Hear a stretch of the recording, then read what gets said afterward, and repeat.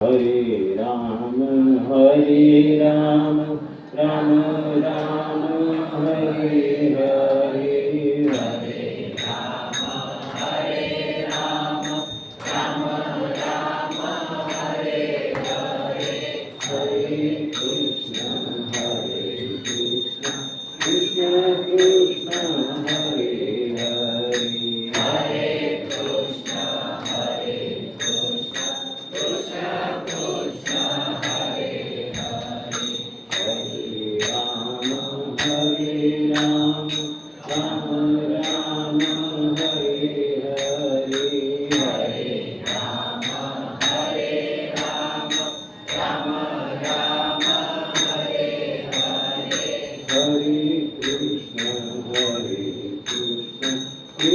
કૃષ્ણ હરે હરે, હરે કૃષ્ણ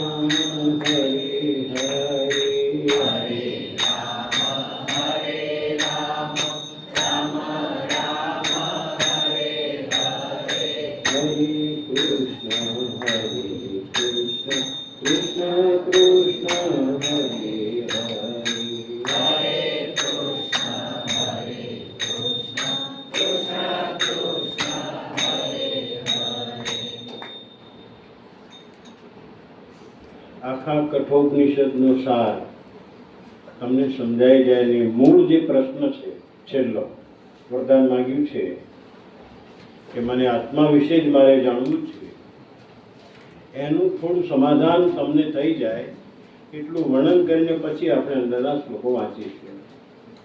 ગઈકાલે જેમ શ્રેય અને પ્રેય વિશે સમજાવ્યું, કયું પ્રેય અને કયું શ્રેય, જે આત્માનું કલ્યાણ કરે એ શ્રેય, અને માત્ર ને માત્ર તમને પ્રિય લાગે એવી જ વાતો ઉપર આપણે ધ્યાન કેન્દ્રિત કરીએ એનું નામ પ્રેય માર્ગ. લગભગ આપણે સંસારીઓ મોટા ભાગના પ્રેય માર્ગ ઉપર જ ચાલી રહ્યા છે. ક્યારેક ફંટાઈને શ્રેય માર્ગ તરફ આવીએ છીએ. તમે જે આવ્યા છો એ શ્રેય માટે આવ્યા છો. તમે જે આ દિશામાં આગળ વધશો, કદાચ ક્યાંક બીજે સત્સંગમાં જશો, ક્યાંક એવી ઇંતજારી ઝંખના રાખીને, જિજ્ઞાસા રાખીને કદાચ સત્સંગોમાં જશો તો એ શ્રેયનો માર્ગ છે. આવા શ્રેય અને પ્રેયના માર્ગમાં જનારા આપણે સૌ કોઈ છેવટે તો જે પેલું તત્વ છે, જેને લીધે આપણો મહિમા છે, જેને લીધે આપણે સુંદર દેખાઈએ છીએ, જેને લીધે આખું જીવન સંવારાઈ રહ્યું છે, એ આત્મતત્વ ઉપર જ ભાર મૂકીને આ કઠોપનિષદે વર્ણન કરેલું છે. અને તે નચિકેતાના માધ્યમ મારફત નચિકેતાએ સવાલ કર્યો છે કે મારે આ બીજું કંઈ જોઈતું નથી, તમે એ બધું જે આપવાની વાત કરી એ બધું જ નાશવાન છે. હું એક શબ્દમાં કહું, એ કદીએ સ્થાયી રહેવાનું નથી. એ ક્યારેક ભલે 100 વર્ષે, 200 વર્ષે, 500 વર્ષે, પણ એનો અંત આવવાનો છે. પણ હું જે માગું છું એ અવિનાશી તત્વનું જ્ઞાન માગું છું. એ અવિનાશી તત્વ જે હજારો વર્ષોથી, જ્યારે બ્રહ્મ સત્તા અહીંયા પ્રગટ થઈ છે શબ્દ રૂપે, ત્યારથી એ સત્તા ચાલી રહી છે. અને જ્યાં સુધી પ્રલય નહીં થાય, પ્રલયમાં પણ એ સત્તા તો બિંદુ રૂપે પ્રગટે જ છે, રહે છે, અસ્તિત્વ જ રહેશે. એવી સત્તા વિશે જ મારે જાણવું છે, મારે બીજું કંઈ જાણવું નથી. એમ કરીને બાળક હાથ લઈને બેઠો અને આખા સંસારને આત્મા વિશેના જ્ઞાનને પીરસવા માટે એ તત્પર થયો છે. સારું છે આપણે કદાચ નચિકેતાને યાદ કરીએ. આવા નચિકેતાને માટે કહ્યું કે આવું જે અગ્નિ જાગે, આવી જે ઝંખનાને અગ્નિ કહેવાય, તરસને પણ અગ્નિ કહેવાય, આવી વૃત્તિને પણ એક અગ્નિ કહેવાય. આવો અગ્નિ પ્રગટાવવાનું કામ જે થઈ રહ્યું છે આપણા શરીરની અંદર, જીવા જિજ્ઞાસની અંદર, એ અગ્નિને નચિકેતા યજ્ઞના આપ્યું છે. એમ આપણે જો સમજીએ તો ખોટું નથી, કારણ કે એ અગ્નિનું નામ નચિકેતા ખુદ યમરાજાએ આપી દીધું કે તારો જે આ અગ્નિ છે એ અગ્નિનું નામ લોકો નચિકેતા કહે છે. અને એ રીતે નચિકેતા યજ્ઞની ચર્ચા કર્યા પછી આ આત્મતત્વ વિશે જાણવાની વાત કરી. હવે આત્મતત્વ વિશે જાણતા પહેલાં આપણે આગળ જતાં પહેલાં હું બીજી એક સુંદર વાત કરું કે ભાઈ આપણે અહીંયા બેઠા છીએ, આપણું એક શરીર છે, બધાને શરીર છે. આ શરીરની એક કોમન વાત જાણી લઈએ કે આ શરીર બધાનું પંચ મહાભૂતનું બનેલું છે. ચાલશે? પંચ મહાભૂતનું બનેલું છે, એમાં કોઈ બાકાત નથી. લંગડો હોય, લૂલો હોય, આંધળો હોય, બેરો હોય, જે કંઈ હોય તે જે વ્યક્તિ હશે પણ એની અંદર આત્મતત્વ છે. એ જે શરીર છે એ શરીર પંચ મહાભૂતનું બનેલું છે. પંચ મહાભૂત એટલે તમને ખબર છે, આકાશ છે, જળ છે, વાયુ છે, અગ્નિ છે, પૃથ્વી છે. આ બધા પાંચ મહાભૂત છે. આ પાંચ મહાભૂતનું આ બનેલું શરીર છે. અને એટલે જ સંતો એવું કહે છે કે જ્યારે પંચ મહાભૂત જ્યારે આ શરીર અગ્નિમાં બળી જાય છે ત્યારે એમાંના પાંચ મહાભૂતો પંચ મહાભૂતમાં જઈને ભળી જાય છે. એટલે કે આનું વિસર્જન પણ પંચ મહાભૂતમાં થાય છે. એની રચના પણ પંચ મહાભૂતથી થઈ છે અને વિસર્જન પણ પંચ મહાભૂતમાંથી થઈ. આપણી એક કોમન વાત કહી દઉં તમને. તમારું શરીર ઘેર જઈને ખાનગીમાં માપી લેજો, એક હાથ જેટલું દોરી લેજો, એક હાથ જેટલું. 3.5 હાથનું શરીર હશે. કેટલા હાથનું? 3.5થી કદાચ 2-3 ઇંચ વધારે થાય એવું કહેવામાં આવ્યું છે શાસ્ત્રમાં કે 2-3 ઇંચ વધારે થાય, પણ 3.5 હાથના શરીરવાળા છીએ આપણે બધા. હવે આ શરીર પંચ મહાભૂતનું બનેલું છે. પંચ મહાભૂત એટલે પૃથ્વી, અગ્નિ. હવે આ બધું ક્યાં છે એ આપણે તો સહેજ જેના જાણી લઈએ તો ખબર પડે અને ખ્યાલ પણ આવે કે ઓહો આ પંચ મહાભૂતના શરીરમાં ક્યાં ક્યાં શું વસ્તુ આવેલી છે. તો સ્થૂળમાં પૃથ્વી છે, પહેલું પૃથ્વી છે.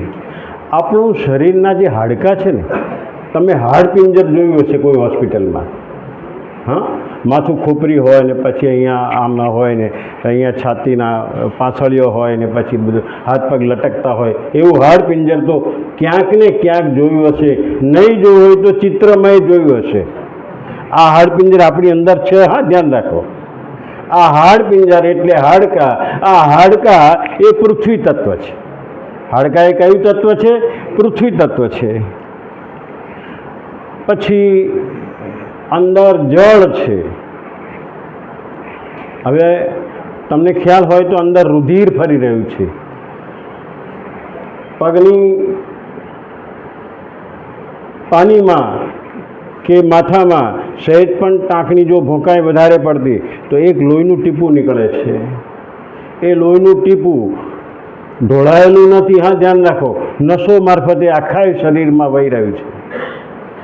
આને આપણે રુધિર એ જળનો ભાગ છે અને જળ આપણા શરીરમાં છે એટલે પંચમહાભૂતમાં રુધિર અને માંસ એ જળનો ભાગ કહેવાય છે.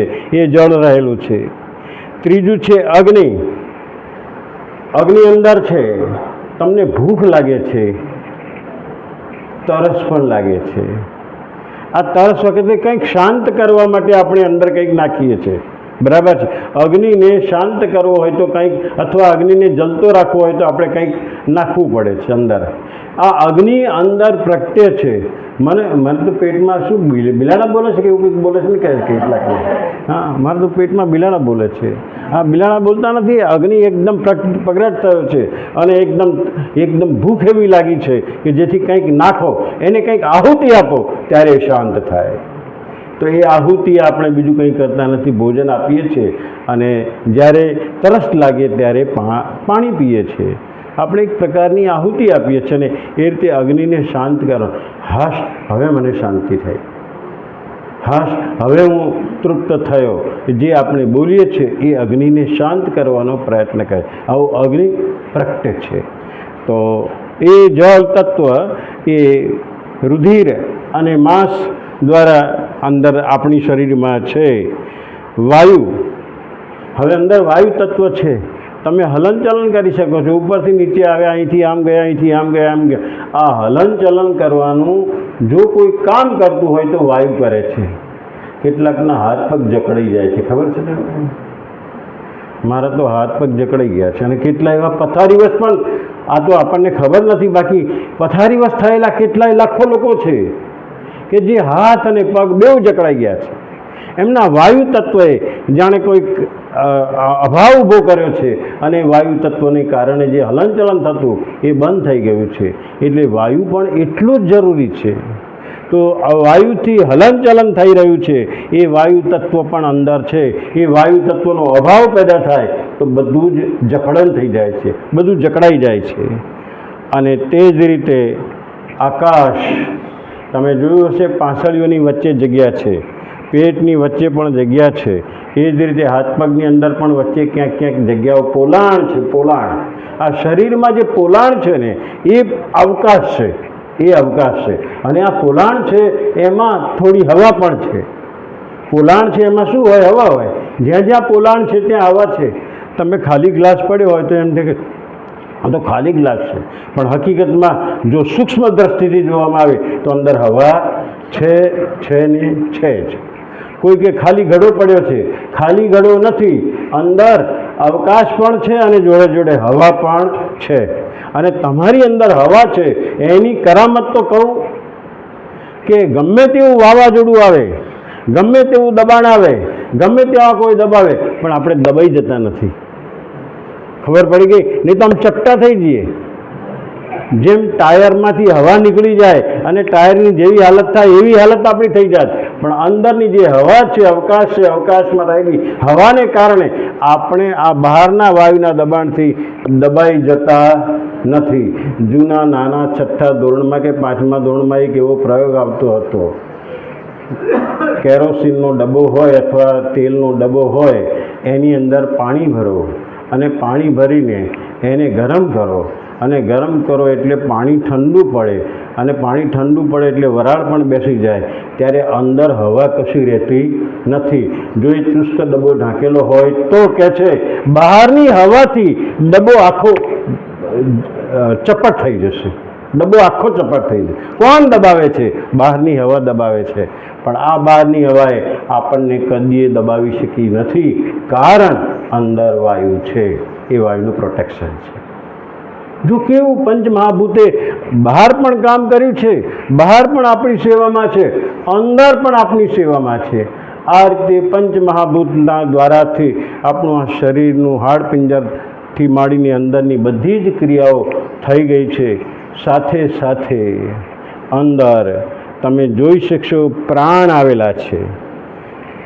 જીવ અને પ્રાણ, જીવને પ્રાણ સાથે કહીએ, પ્રાણને જીવ સાથે જોડીએ અને એ બંને ઉપર ચેતનની છાયા એટલે કે આત્માની છાયા, આત્માનો પ્રકાશ, આત્માની શક્તિ કામ કરી રહી છે. ત્યારે આ જીવ પેદા થયો છે. એને આપણે પ્રાણ કહીએ છીએ. જીવ નીકળી ગયો એ શબ્દ પણ કોઈ વાપરે છે, પ્રાણ નીકળી ગયા એ શબ્દ પણ વાપરે છે. તો એ પ્રાણ આપણી અંદર છે. પ્રાણ પણ એક વાયુ છે. આ પ્રાણનું સ્થાન ક્યાં છે એવું પણ આપણા શાસ્ત્રોએ બતાવ્યું. આ પ્રાણનું સ્થાન હૃદયમાં છે. ક્યાં આવેલું છે? હૃદયમાં આવેલું છે. એ હૃદયમાં એનું સ્થાન છે. પ્રાણ હૃદયમાં આવેલો છે. 24 કલાક એ પ્રાણ દ્વારા તમે શ્વાસ અને ઉચ્છ્વાસ, તમે માનો છો શ્વાસોચ્છ્વાસ તમારી કોઈ રૂપિયા આપીને ખરીદેલી શક્તિ છે? કોઈ રૂપિયાથી મળેલી શક્તિ છે? ના. પહેલા જ દિવસે સ્વિચ પાડીને તમને આ મશીન મૂકી દીધું અને છેલ્લા દિવસ સુધી એ ચાલે છે.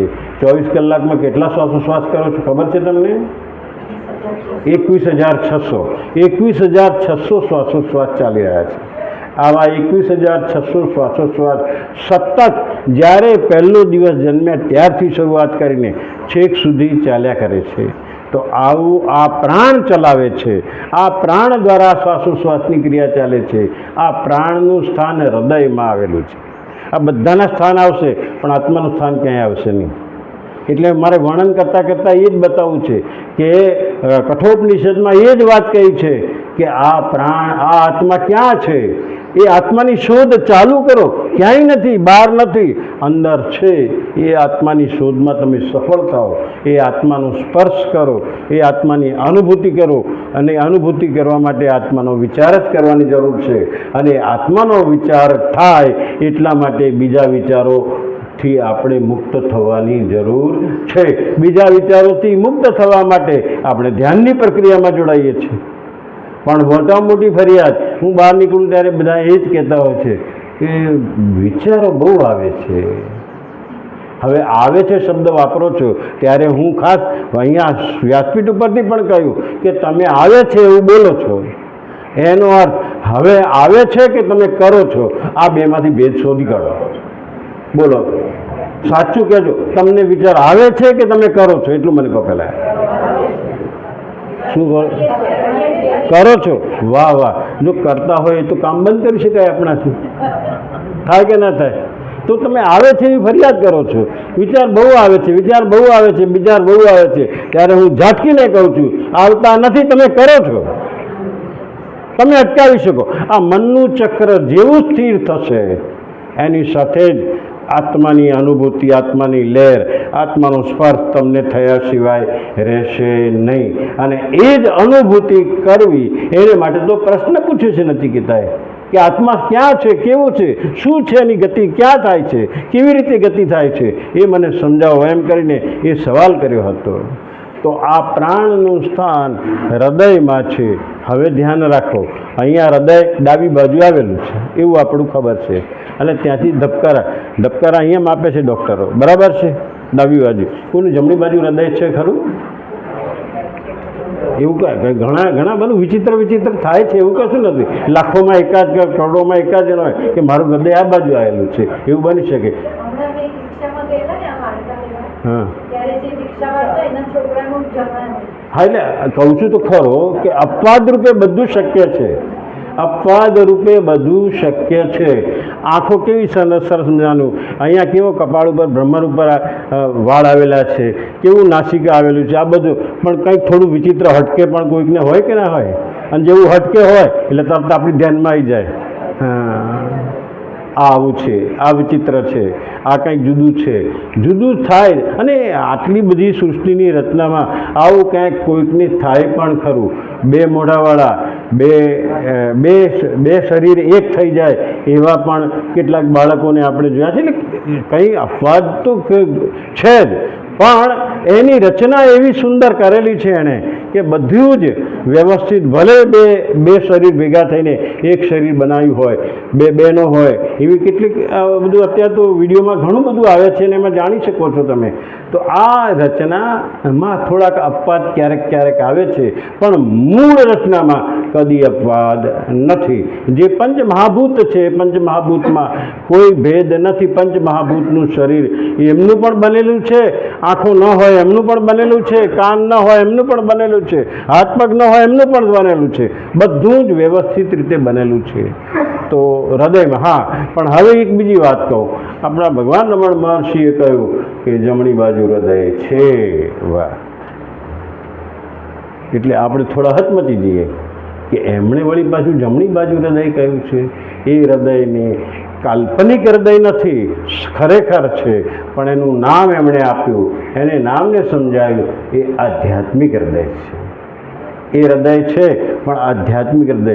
આપણું એ તરફ ધ્યાન પણ નથી, આપણું એ તરફ લક્ષ્ય પણ નથી, આપણે એ વિશેનો વિચાર પણ કર્યો નથી, પણ આવા મહાપુરુષે પોતાની અનુભૂતિ દ્વારા તમને કહ્યું છે કે જમણી બાજુ પણ તમારું એક હૃદય છે જે આધ્યાત્મિક હૃદય છે, અને ત્યાં જ આત્માનું સ્થાન છે એવું મહર્ષિ બતાવ્યું છે.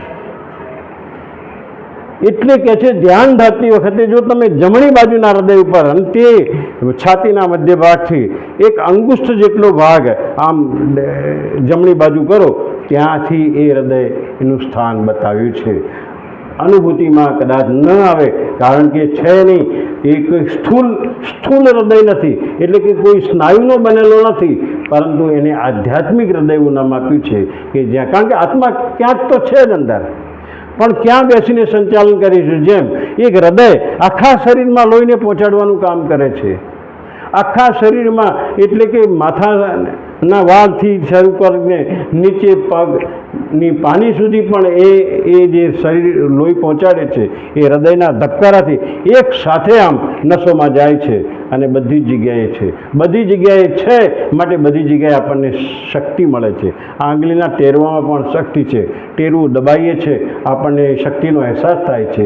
આવું જે શક્તિ પ્રાપ્ત થાય છે એ રુધિર મારફતે થાય છે, રુધિરના ઓક્સિજનના દહનથી થાય છે. આવું બધું ઘણું બધું છે, ઘણું બધું આપણે સમજી શકીએ એમ છે, પણ આધ્યાત્મિક હૃદય જમણી બાજુ છે એવું પહેલું જ જો સ્ટેટમેન્ટ આપ્યું હોય તો એ ભગવાન રમણ મહર્ષિ આપેલું છે. અને એટલે એ જ્યારે ધ્યાન કરવાનું કહે છે ત્યારે જમણી બાજુના હૃદય તરફ ધ્યાન કરવાનું કહે છે. એવા કેટલાક રમણ મહર્ષિના ચુસ્ત અનુયાયીઓએ આ પ્રયોગ કર્યો, શરૂ કર્યો, અને આમાં અનુભૂતિમાં કહેવું પણ ખરું કે કંઈક થાય છે, અનુભવ થાય છે, ચોક્કસ કંઈક છે ખરું. અને આ અનુભૂતિ એ માત્ર અનુભવમાં જ આવે, બાકી કોઈ દેખાય એવું છે નહીં. કોઈ એનો એક્સરે આવે નથી. આ હૃદયનો તો એક્સરે આવે છે, આ હૃદયનો કાર્ડિયોગ્રામ લેવાય છે, ઘણું બધું થાય છે, પણ આ હૃદયનું કશું થતું નથી. પણ છતાં પાવરફુલ એક અવયવ વગરનું એટલે અંગ વગરનો એક હૃદય આપણી અંદર છે એવું મહર્ષિનું કહેવું છે. તો આ પ્રકારે પંચમહાભૂતો આપણા શરીરની અંદર છે એની આપણે વાત કરી. અને 5 વાયુઓ કામ કરે છે. વાયુ તો એક કીધું આપણે કે જે અંદર વાયુ છે એના કારણે આપણે હલનચલન કરી શકીએ છીએ. એ વાયુના કારણે આપણે આ બહારના વાયુના દબાણથી દબાઈ જતા નથી, એટલે કે કોઈ દિવસ આમ ચપટ થઈ ગયા નથી. અને કેટલું ચુસ્ત રીતે બધું, તમારો કોઈ હાથ ખેંચે ને હાથ બહાર આવી ગયો એવું સાંભળ્યું ખરું કદી? કેટલી વ્યવસ્થા, એટલી ચુસ્ત વ્યવસ્થા ભગવાને કરીને આપેલી છે કે બધું જ વ્યવસ્થિત. પછી તો પડો આખડો અને બધું તૂટે અને તમારું કંઈક સંધાન કરવું પડે એ બધી વાત અલગ રહી. આપણા રોગોને કારણે આપણે ઘણા બધા અવયવોમાં ક્ષતિ આવે એ વાત અલગ રહી. પરંતુ એની જે વ્યવસ્થા છે એ વ્યવસ્થામાં તો બધું પરફેક્શન છે, અને પરફેક્શનમાં આપણે ગોઠવાયેલા છીએ. પરમાત્માનો આ કૃપા આપણે ખૂબ માનવી પડે, આભાર માનવો પડે. પરમાત્માને ક્ષણે ક્ષણે યાદ કરવા પાછળનું કારણ જ એ છે કે આપણા અસ્તિત્વને ટકાવી રાખવા માટે એણે કેટલી બધી વ્યવસ્થા ગોઠવી છે. આ વ્યવસ્થા એક માત્ર 2 જળબિંદુના એકત્રિત થવાથી બનેલી આ આખી રચના એ સામાન્ય નથી, બહુ અસામાન્ય ઘટના છે. પણ અસામાન્ય ઘટનાને આપણે જેમ તેમ વર્ણવી લઈએ અને જેમ તેમ કરીને નજરઅંદાજ કરી દઈએ એનાથી કોઈ ફાયદો નહીં. એને અંદાજમાં લાવવાથી, આપણી નજરમાં લાવવાથી આપણને એ મહાતત્વનો, એ પરમ સત્તાનો, એ બ્રહ્મ સત્તાનો પરિચય થાય છે. એટલા માટે આપણે સત્સંગમાં આ વિશે ચર્ચા કરી શકીએ, બાકી બહાર આવી ચર્ચા કરવાનો કોઈ અર્થ હોતો નથી. પ્રાણનું સ્થાન હૃદયમાં છે અને એ હૃદયમાંથી આખા શરીરમાં જે શક્તિ વહાવાનું, શ્વાસોશ્વાસ લેવડાવવાનું જે કામ કરે છે આ છે. બીજું જે વાયુ છે પ્રાણવાયુ, પાન, આપણા 5 વાયુ અંદર છે. પાન, અપાન, ઉદાન, વ્યાન અને સમાન, આવા 5 વાયુઓ પણ અંદર કામ કરે છે. દરેક વાયુઓને જુદું જુદું કામ આપેલું છે, જુદું જુદું કામ આપેલું છે. આ સહેજ વાયુમાં ગરબડ થાય તો તરત જ તમને કંઈક રોગ લાગુ બહાર આવે છે. આ પ્રકારે કેટલી બધી વ્યવસ્થા. આવા વાયુના નિદાનવાળા, આવો વાયુનું નિદાન કરનારા, નાડીઓ જોનારા આયુર્વેદિક ડૉક્ટરો હતા બધા જૂના જમાનામાં, જે માત્ર ને માત્ર નાડી જોઈને તમને તમારા રોગનું નિદાન કહેતા હતા કે તમારો આ વાયુ બગડેલો છે, તમારા આ વાયુમાં થોડીક વિક્ષેપ છે, અને એ પ્રમાણે કહીને તમારા રોગનું નિદાન કરી દેતા હતા. બીજો છે અપાન વાયુ. બીજો છે અપાન વાયુ. અપાન વાયુ એટલે જે બહાર નીકળે છે તે કોના મારફતે નીકળે છે? ગુદાદાર મારફતે નીકળે છે. શરીરમાં જે મળ અને મૂત્ર બહાર જે ઉત્સર્જન થઈ રહ્યું છે, તમારે કોઈ મોટર લગાડવી પડી છે કે આના માટે? હા, કશું કોઈ ફિટિંગ કરાવવું પડ્યું છે? કશું ઓટોમેટિક પેશાબની પણ હાજત થાય અને આપણે પેશાબ કરવા જઈએ બહાર નીકળી જાય. મળની પણ હાજત થાય અને આપણે બળને બહાર કરીએ. જે કામનું નથી એવું અંદર પેદા થાય છે. કામનું હોય તો શોષાઈ જાય છે, કામનું હોય તો નસોમાં આવી જાય છે, કામનું હોય રુધિરમાં આવી જાય છે, અને વળી પાછું કામનું અંદર ફરતું ફરતું આપણને શક્તિ પણ આપે છે, આપણું અસ્તિત્વને સારી રીતે ટકાવી રાખે છે, આપણને પોષણ પણ આપે છે. પણ જે નકામું છે ને બહાર કાઢવાની પણ વ્યવસ્થા. તમે જોયું હશે, આપણે નકામો કચરો બહાર કાઢવા માટેની વ્યવસ્થા કેટલી બધી ઊભી કરવી પડી બહારના જગતમાં પણ. અને કચરો પેદા થાય જ, એક ઘરમાંથી કિલો કચરો નીકળે તો આ કેટલા ઘરો છે, કિલો 2 કિલો કચરો નીકળે તો એ કચરાનો નિકાલ કરવો પડે. નિકાલ કરીને આપણે તો શું સમજીએ, આ પેલો લઈ ગયો એટલે શાંતિ, પણ એ લઈ જઈને વળી પાછો બીજે ક્યાંક લઈ જાય, એ બીજે લઈ જાય, ત્રીજે લઈ જાય, અને એમ કરીને ટનબંધી કચરા ભેગા થાય છે. એ કચરાનો પણ યોગ્ય નિકાલ થવો જોઈએ. આપણી અંદર શરીરમાં જે કચરો પેદા થાય છે એ કચરો પેદા કરેલા કચરાને ધકેલવાનું અને બહાર મોકલી દેવાનું કામ જો કરતું હોય તો અપાનવાયુ કરે છે. એટલે પ્રાણવાયુ એ આપણે શ્વાસોશ્વાસ ટકાવી રાખે છે, અંદર રુધિરને પણ શક્તિ આપે છે, બધું જ કરે છે, પણ સાથે સાથે આ અપાનવાયુ ખરાબ કચરાને બહાર પણ નીકાળે છે. તો આ પ્રકારે અપાનવાયુ નું કામ, ઉત્સર્જનનું કામ વધારે છે. પણ હવે આ બધું જ બધા કામ કરે છે, પણ એક જણ એવો છે જે કહેશે હું કામ કરતો નથી. એ તત્વ માટે આપણે આ બધી ભાંજગડ કરીએ છીએ, તત્વને જાણવા માટે કે કશું જ કામ કરતો નથી અને છતાં એ સક્રિયમાં સક્રિય છે, એના વિના ચાલી શકે જ નહીં. જુઓ, અહીંયા ટ્યુબલાઇટ કામ કરે છે, પંખો કામ કરે છે, હવા કામ કરે છે, બધું જ કામ કરે છે, પણ એક જે છે જે દેખાતું નથી અને છતાં કામ થઈ રહ્યું છે, એના હાજરી સિવાય આ કામ થાય નહીં. આપણને એમ લાગે કે ભાઈ આ પ્રકાશ કોણ આપે છે, તો ટ્યુબલાઇટ આપે છે. અને કદાચ છોકરાઓને આજકાલ પૂછો આ પાણી ક્યાંથી આવે, તો નળમાંથી આવે છે, આટલું જ એને જ્ઞાન છે. એને ખ્યાલ નથી કે આ જળ મૂળ સ્ત્રોત ક્યાંક છે અને ત્યાંથી આવતું આ નળમાં આવ્યું છે. માત્ર નળમાંથી પાણી જ આવે છે, પાણી નળમાંથી જ આવે છે. આવું જે ઠસાવી બાળકને બીજી કંઈ આગળ સમજ જ ન પડે. આ સૂર્યનો પ્રકાશ પણ જો ત્યાં બેઠા સ્થિર છે, પણ ઘણું બધું કામ કરે. તમે અહીંયા એમ કે અજવાળું પણ ઘણું બધું કામ એનું ચાલુ છે. ઘણા જીવજંતુઓનો, ખોટા જીવજંતુઓનો નાશ કરવાનું કામ, પોષણ, આ ધરતીને પોષણ આપવાનું કામ, સર્વને પ્રકાશ આપવાનું કામ, સર્વને અગ્નિમાં, લાકડામાં જે અગ્નિ આવ્યો એ ક્યાંથી આવ્યો? લાકડામાં અગ્નિ છે. એક ભાઈ કથામાં સાંભળ્યું આવું કે લાકડામાં અગ્નિ છે એટલે ઘેર જઈને લાકડું મૂકીને ઉપર ચાની તપેલી મૂકીને બેસી રહ્યા. એટલે કોઈ આવ્યું, મહેમાન આવ્યું કે શું કરો છો? કે મેં આજે જ કથામાં સાંભળી શકીએ કે લાકડામાં અગ્નિ છે એટલે મારી આજે ચા લાકડા ઉપર જ બનાવી છે. બોલો, લાકડામાં અગ્નિ છે અને ચા બનાવવા બેઠો, 24 કલાક બેસી રહે કે 48 કલાક બેસી રહે, એની ચા થાય ખરી?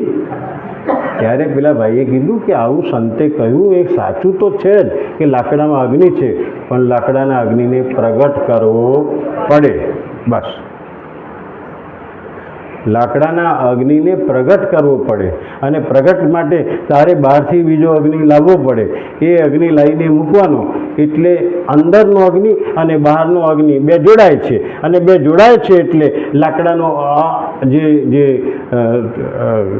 છુપાયેલો અગ્નિ છે એ બહાર આવે છે. આપણી અંદર પણ અગ્નિ છે. વાહ છે. તમારી જંખના તીવ્ર જિજ્ઞાસા એક પ્રકારનો અગ્નિ છે, પણ એને એ જિજ્ઞાસાને બહાર લાવવી પડે. એ સત્સંગમાં આવો ત્યારે બહાર આવે. પણ અંદરનો અગ્નિ પ્રગટાવવા માટે પણ થોડું વાતાવરણ જોઈતું હોય છે. કેટલાક લાકડા હવાયા હોય છે, ખબર છે તમને?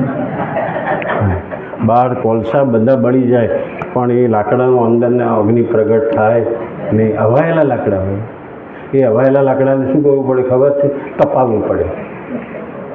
કોઈક સલાહ આપે, વડીલો મળે કે ભાઈ આને લાકડાને થોડા તાપમાં મૂકી દે, થોડા તપશે ને પછી બહુ જલ્દીથી તું અગ્નિ મૂકીશ તો પ્રગટી જશે. કેટલાક હવાયેલા લાકડાને કશી ખબર પડતી નથી, કશું સમજાતું નથી. એ હવાયેલા લાકડા, બીજું કશું નથી. હવે તપવું પડે. કશું તપ્યા નથી, કશું સહન કર્યું નથી, કશું શાંતિથી સ્થિરતાથી બેઠા નથી, અને પછી કહો કે અમને જ્ઞાન કેમ નથી મળતું? ભાઈ ક્યાંથી મળે તમને? તમે હવાયેલા છો, ભેજવાળા છો. અંદરનો ભેજ તો ખાલી કરો, અંદરનો ભેજ તો સૂકવી નાખો. આ બહુ જરૂરી છે. સાવધાન, સાવધાન. અહીંયા પણ જો કંઈ સમજ ન પડે તો સમજવાનું થોડીક આપણી ખામી છે. કદાચ ખામી કાઢવા બેસો તો અહીંની વ્યાસપીઠની ખામી કાઢો કે અમને કંઈ સમજાવતા આવડતું નથી, એટલે તકલીફ છે. અમને કંઈ બહુ ખબર નથી પડતી, બસ બધું બોલ કર્યા કરે છે, પણ ખબર નથી પડતી અમને, તો કંઈ સમજ પડતી નથી. કેમ સમજ નથી પડતી? એ તમારામાં ભેદ છે, માટે આ તકલીફ થાય છે. સાવધ. ઘણી વાર તો જે અગ્નિ પ્રગટાવા આવ્યો હોય ને એ બિચારો થાકી જાય, પણ તમારો અગ્નિ પ્રગટ થાય નહીં, શું કરે? તો આ પ્રકારે અપાન વાયુ મેં કહ્યું કે મળને એનું સર્જન કરે છે, છતાં આત્મતત્વ આમાંનું કશું કરતું નથી. આપણે આજે બધું બોલીશું ને એમાં આત્મતત્વ ક્યાંય કશું કરતું નથી. એક પ્રકાશ આપે છે, એક એવી શક્તિ આપે છે, અને એ આત્મતત્વ તો કામ કરે છે કે નહીં એ તો આપણને છેલ્લી સેકન્ડે ખબર પડી જાય છે કે એ બહાર નીકળી જાય, આંખો ફાટેલી રહી જાય, કશું આંખ દેખી શકતી નથી, કાન સાંભળી શકતા નથી, બધું જ નિશ્ચિત થઈ જાય છે. અને નિશ્ચિત થઈ જાય છે એટલે આપણે કહીએ હવે આને લાકડા ભેગા કરો. આપણે કહીએ છીએ લાકડા ભેગા કરો, કારણ કે હવે આ કશું કામનું રહ્યું નહીં. કામ જે કરતું હતું એ તત્વ નીકળી ગયું. અને આપણે અહીંયા ક્યાંય ગમે ત્યાં વાંચીશું તો ક્યાંય એ કામ કરી રહ્યું છે એવું આપણને ક્યાંય જાણવા મળશે નહીં, પરંતુ છતાંય સક્રિયમાં સક્રિય તત્વ એ આત્મતત્વ અંદર છે. એ આત્મતત્વ વિશેનો સવાલ નચિકેતાએ કર્યું છે, મારે એના વિશે જાણવું છે. બીજો છે વ્યાનવાયુ. વ્યાન જે આખા શરીરમાં ફરે છે. અમારા દુષ્યંતભાઈ વાત કરે કે જેટલા સાંધા એટલા વાંધા. વાંધા એટલા સાંધા કે સાંધા એટલા વાંધા?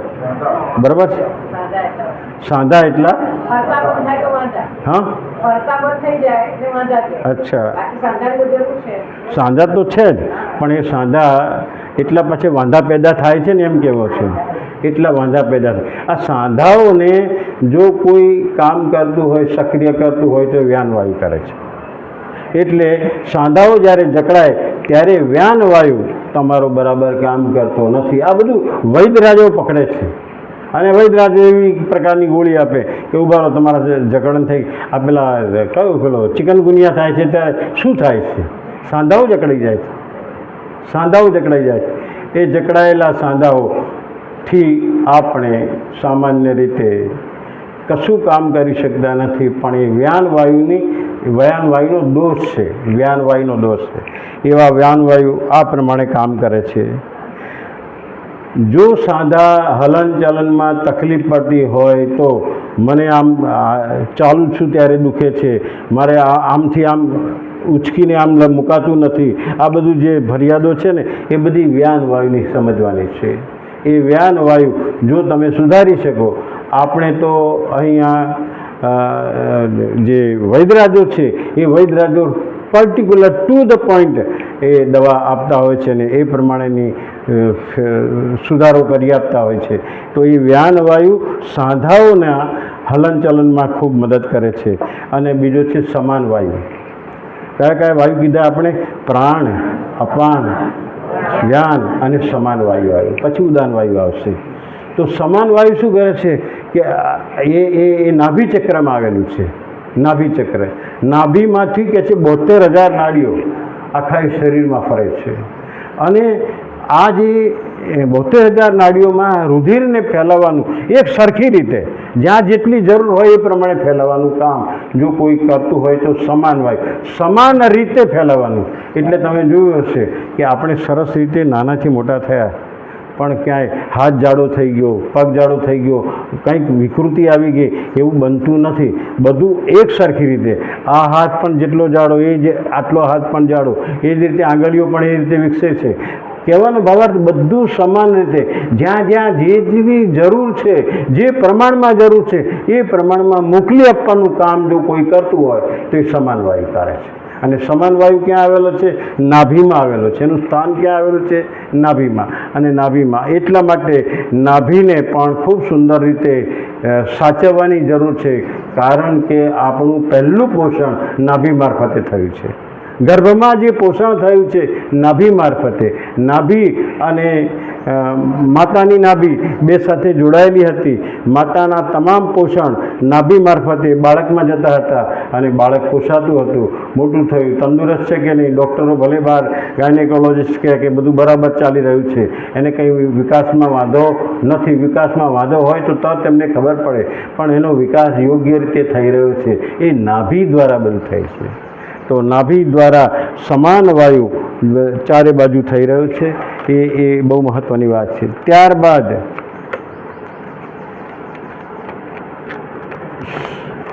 સમાન વાયુ કેવી રીતે કામ કરે છે એનું એક ઉદાહરણ અહીંયા લખ્યું છે મેં, એટલે હું વાત કહું કે ફુવારામાં, આપણા બગીચામાં એક ફુવારો હોય ને અને બહાર લોનમાં પાણી છાંટવાનું હોય તો એક એવું ચક્કર ગોળ ફરે કરે અને પાણી છંટાય કરે.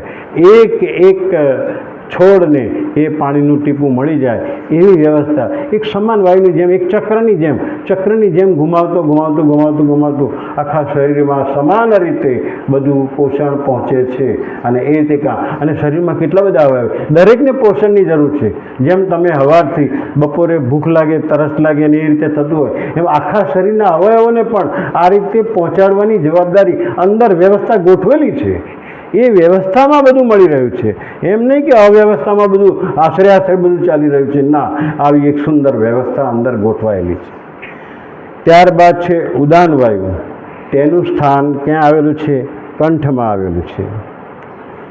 હવે બધું જ જે પેદા થયું છે એને અલગ અલગ રીતે આ ઉદાન વાયુ શું કામ કરે છે? સાચું કહેજો, મળ અને મૂત્ર ભેગા થઈ ગયા. આપણા શરીરમાં મળના ભાગમાં જાય છે, મૂત્રના ભાગમાં જાય છે, પરસેવાના ભાગમાં જાય છે. અહીંયા કોઈ સમાનતા નથી, પરંતુ અહીંયા એક વ્યવસ્થા છે કે ભાઈ જે ભાગને જ્યાં મોકલવાનો હોય ત્યાં પહોંચે. આ ઉદાન વાયુનું કામ છે. જુઓ અંદરની વ્યવસ્થા તો જુઓ, બધું મિક્સ થઈ જતું નથી. બાકી અંદર તો કેટલું બધું નાખ કર્યા કરો છો. હવાથી હાથ સુધી તમે તમારા જુદા જુદા પદાર્થો લો છો ને, એનો પણ વિચાર કરો કે આટલું બધું આપણે નાખીએ છીએ, છતાં બધું ક્યાં અંદર ગોઠવાઈ જાય વ્યવસ્થિત રીતે, અને વળી પાછું ન ગમતો ન કામનો કચરો પણ બહાર નીકળી જાય છે. મળ મારફતે બહાર નીકળે, મૂત્ર મારફતે બહાર નીકળે, પરસેવા મારફતે બહાર નીકળે, અને સતત ઉત્સર્જિત અવયવ, ઉત્સર્જિત પદાર્થો આપણા શરીરમાંથી સતત બહાર નીકળે છે. પગની પાણીથી માંડી, કેટલાકને પગની પાણીમાં પરસેવો વળતો હોય છે, માથામાં પણ પરસેવો વળતો હોય છે, બધી જગ્યાએ પરસેવો વળતો હોય છે. અને એ પરસેવો બીજું કશું નથી, ઉત્સર્જિત પદાર્થ છે, જે કાઢી નાખવાનો પદાર્થ છે, એ આ રીતે બહાર નીકળે છે. એટલે આખા એ શરીરમાં ઉત્સર્જિત વ્યવસ્થા, અને એટલે એ વ્યવસ્થા આપણે જાણી લીધી. કોણ જાણે માનવી થોડો સુસંસ્કૃત ખરો એટલે એને પછી સ્નાનની વ્યવસ્થા ગોઠવી કે ભાઈ પરસેવો થાય એટલે જો બહુ લાંબો સમય સુધી આ પરસેવો રહે તો દુર્ગંધ મારે, એટલે આપણે એને સ્નાનની વ્યવસ્થા કરી દીધી અને એકદમ ફ્રેશ થઈ. સ્નાન કરો છો પછી તમે જાતને બોલો છો બસ નાહ્યા પછી ફ્રેશ થઈ ગયા, હલકા થઈ ગયા, હળવા થઈ ગયા. આજે આપણા શબ્દો વાપરીએ છીએ, પણ એની વ્યવસ્થાના ભાગરૂપે આપણને આ બધું મળ્યું છે, એમને મળ્યું નથી. આ રીતે દરેક છૂટું પાડીને પોતપોતાની જે નેર છે અથવા નળી છે એ નળીમાં મોકલી આપવાનું કામ જો કોઈ કરતું હોય તો ઉદાન વાયુ છે. આ ઉદાન વાયુનું સ્થાન અહીંયા આવેલું છે. આ ઉદાન વાયુ આ કામ કરે છે. એટલે આપણે 5 પંચમહાભૂતની વાત કરી. કયા પંચમહાભૂત? હા, આકાશ, વાયુ, જળ, પૃથ્વી અને અગ્નિ. આ 5 આપણે તત્વો પંચમહાભૂત જોયા. ત્યારબાદ 5 વાયુઓ જોયા. અને આ પંચમહાભૂત આપણા શરીરમાં કયા અંગોમાં છે એ પણ જાણી લીધું.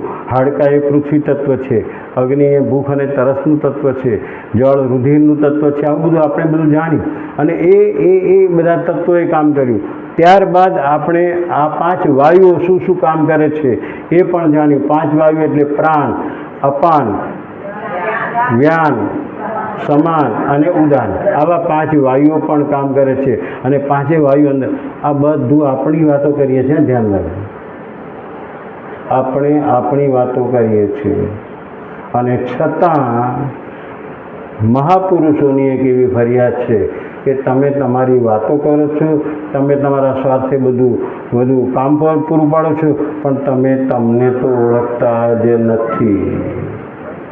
તમને જાણો, આ બહુ જ મોટી ફરિયાદ કરીને તમને કહેવામાં આવ્યું છે કે તમને જાણો તો આખા બ્રહ્માંડનું રહસ્ય તમને જાણવા મળી જશે, બ્રહ્મ સત્તાનું રહસ્ય પણ તમને જાણવા મળી જશે, આવું એમનું કહેવું છે. તો આવા 5 વાયુઓમાં પેટા 5 વાયુઓ આપેલા છે. જો અહીંયા 5 પેટા વાયુઓ હું ઝડપથી બોલી જઈશ, બહુ વાર નહીં કરું. એક નાગ વાયુ કીધો છે, બીજો કુર્મ વાયુ કયો છે, ત્રીજો કુંકલ વાયુ કયો છે, એક દેવદત્ત વાયુ કયો છે, એક ધનંજય વાયુ કયો છે. આવા 5 ઉપપ્રાણ કીધા. પેલા પ્રાણ કીધા વાયુઓ, પણ આને ઉપપ્રાણ કીધા છે. હવે હું ઝડપથી એમના કામ બોલી જાઉં. જે નાગવાયુ છે ને એ ઓડકાર, તમને કોઈક વાર ઓડકાર આવે છે. એ નાગવાયુ ઓડકાર એટલે ખરાબ કંઈક એવું પેદા થવાની તૈયારી છે અને તમે ઓડકાર કરીને એને બહાર કાઢી નાખો છો. એટલે એક નાગવાયુ આ કામ કરે છે. કુર્મવાયુ એક કામ સતત કર્યા કરે છે, જન્મથી માંડીને અત્યાર સુધી પણ ચાલુ છે. આપણું એના તરફ ધ્યાન ગયું હોય કે ન ગયું હોય, તમારી આંખની પલક બંધ ખુલે, તમે સહેજ જરા નજર રાખીને જોશો કે હું ખુલ્લી આંખે જોઈ શકું નહીં. ઓટોમેટિક એ બંધ થાય છે, ઓટોમેટિક એ ખુલે છે, ઓટોમેટિક બંધ થાય છે, ઓટોમેટિક ખુલે છે. આ જે કામ છે કુર્મ નામનો વાયુ કામ કરે છે. જો એની વ્યવસ્થા તો જુઓ, કેટલું બધું અંદર એને ગોઠવીને મૂકેલું છે. એ કુર્મ વાયુ છે. પછી કુંકલ વાયુ છે. તમને ક્યારેક છીંક આવે છે. છીંક કંઈ કાયમ આવતી નથી, પણ કંઈક એવું ડિસ્ટર્બન્સ થાય છે જે વાયુને બહાર કાઢવો જરૂરી બન્યો છે. જે તમારા શ્વાસ અને ઉચ્છ્વાસમાં વિઘ્નરૂપ કંઈક પદાર્થ આવી ગયો છે, કંઈક અડચણ આવી ગઈ છે, કંઈક અવરોધ આવી ગયો છે અને આ અવરોધને કાઢવા માટે છીંક આવી જાય છે. અને છીંક આવી જાય, તમે જોજો ઘણી વખત 2-3 છીંકો આવે પછી જાણે હળવાશ અનુભવાતી એવું લાગે, કારણ કે તમારો શ્વાસ રૂંધાતો હતો, રૂંધાવાની તૈયારી હતી અને તૈયારી હતી ત્યાં અંદર કોઈક મિલિટરીએ કામ કર્યું કે ભાઈ આ જગ્યાએ જરા રૂંધામણ ચાલુ થઈ છે, જાઓ ત્યાં, અને જઈને તરત જ એ વાયુ મોકલીને તમને છીંક આવે છે. એ છીંક લાવનાર વાયુ કુંકલ વાયુ છે. પછી દેવદત્ત વાયુ કીધો છે. દેવદત્ત વાયુ, તમે એમને બેઠા હો, ખાધો પીધું હોય, સરસ મજાના અને શ્રીખંડ ખાઈને બેઠા હો અને પછી એકદમ બગાસા આવવા મળે.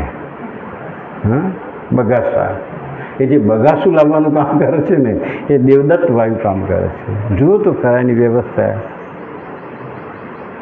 હા, કોઈને એવું ફરિયાદ કરી કે આમાંનું કશું મને થયું નથી, એવું કોઈ કહી શકે ખરું? મને બગાસું તો આખી જિંદગીમાં આવ્યું જ નથી એવું કહે. અત્યારે કેટલાયને આવવા મળે છે, શું કરવું?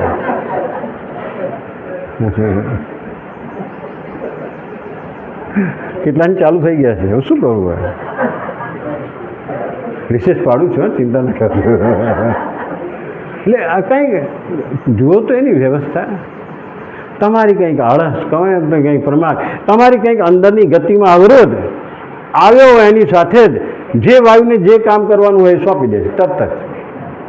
મેં કહ્યું ને, સારું છે કાયમ છીકો આવતી નથી, બાકી 9 થી 10માં છીકો જ આવવાની ચાલુ થઈ જાય તો શી હાલત થાય આપણી?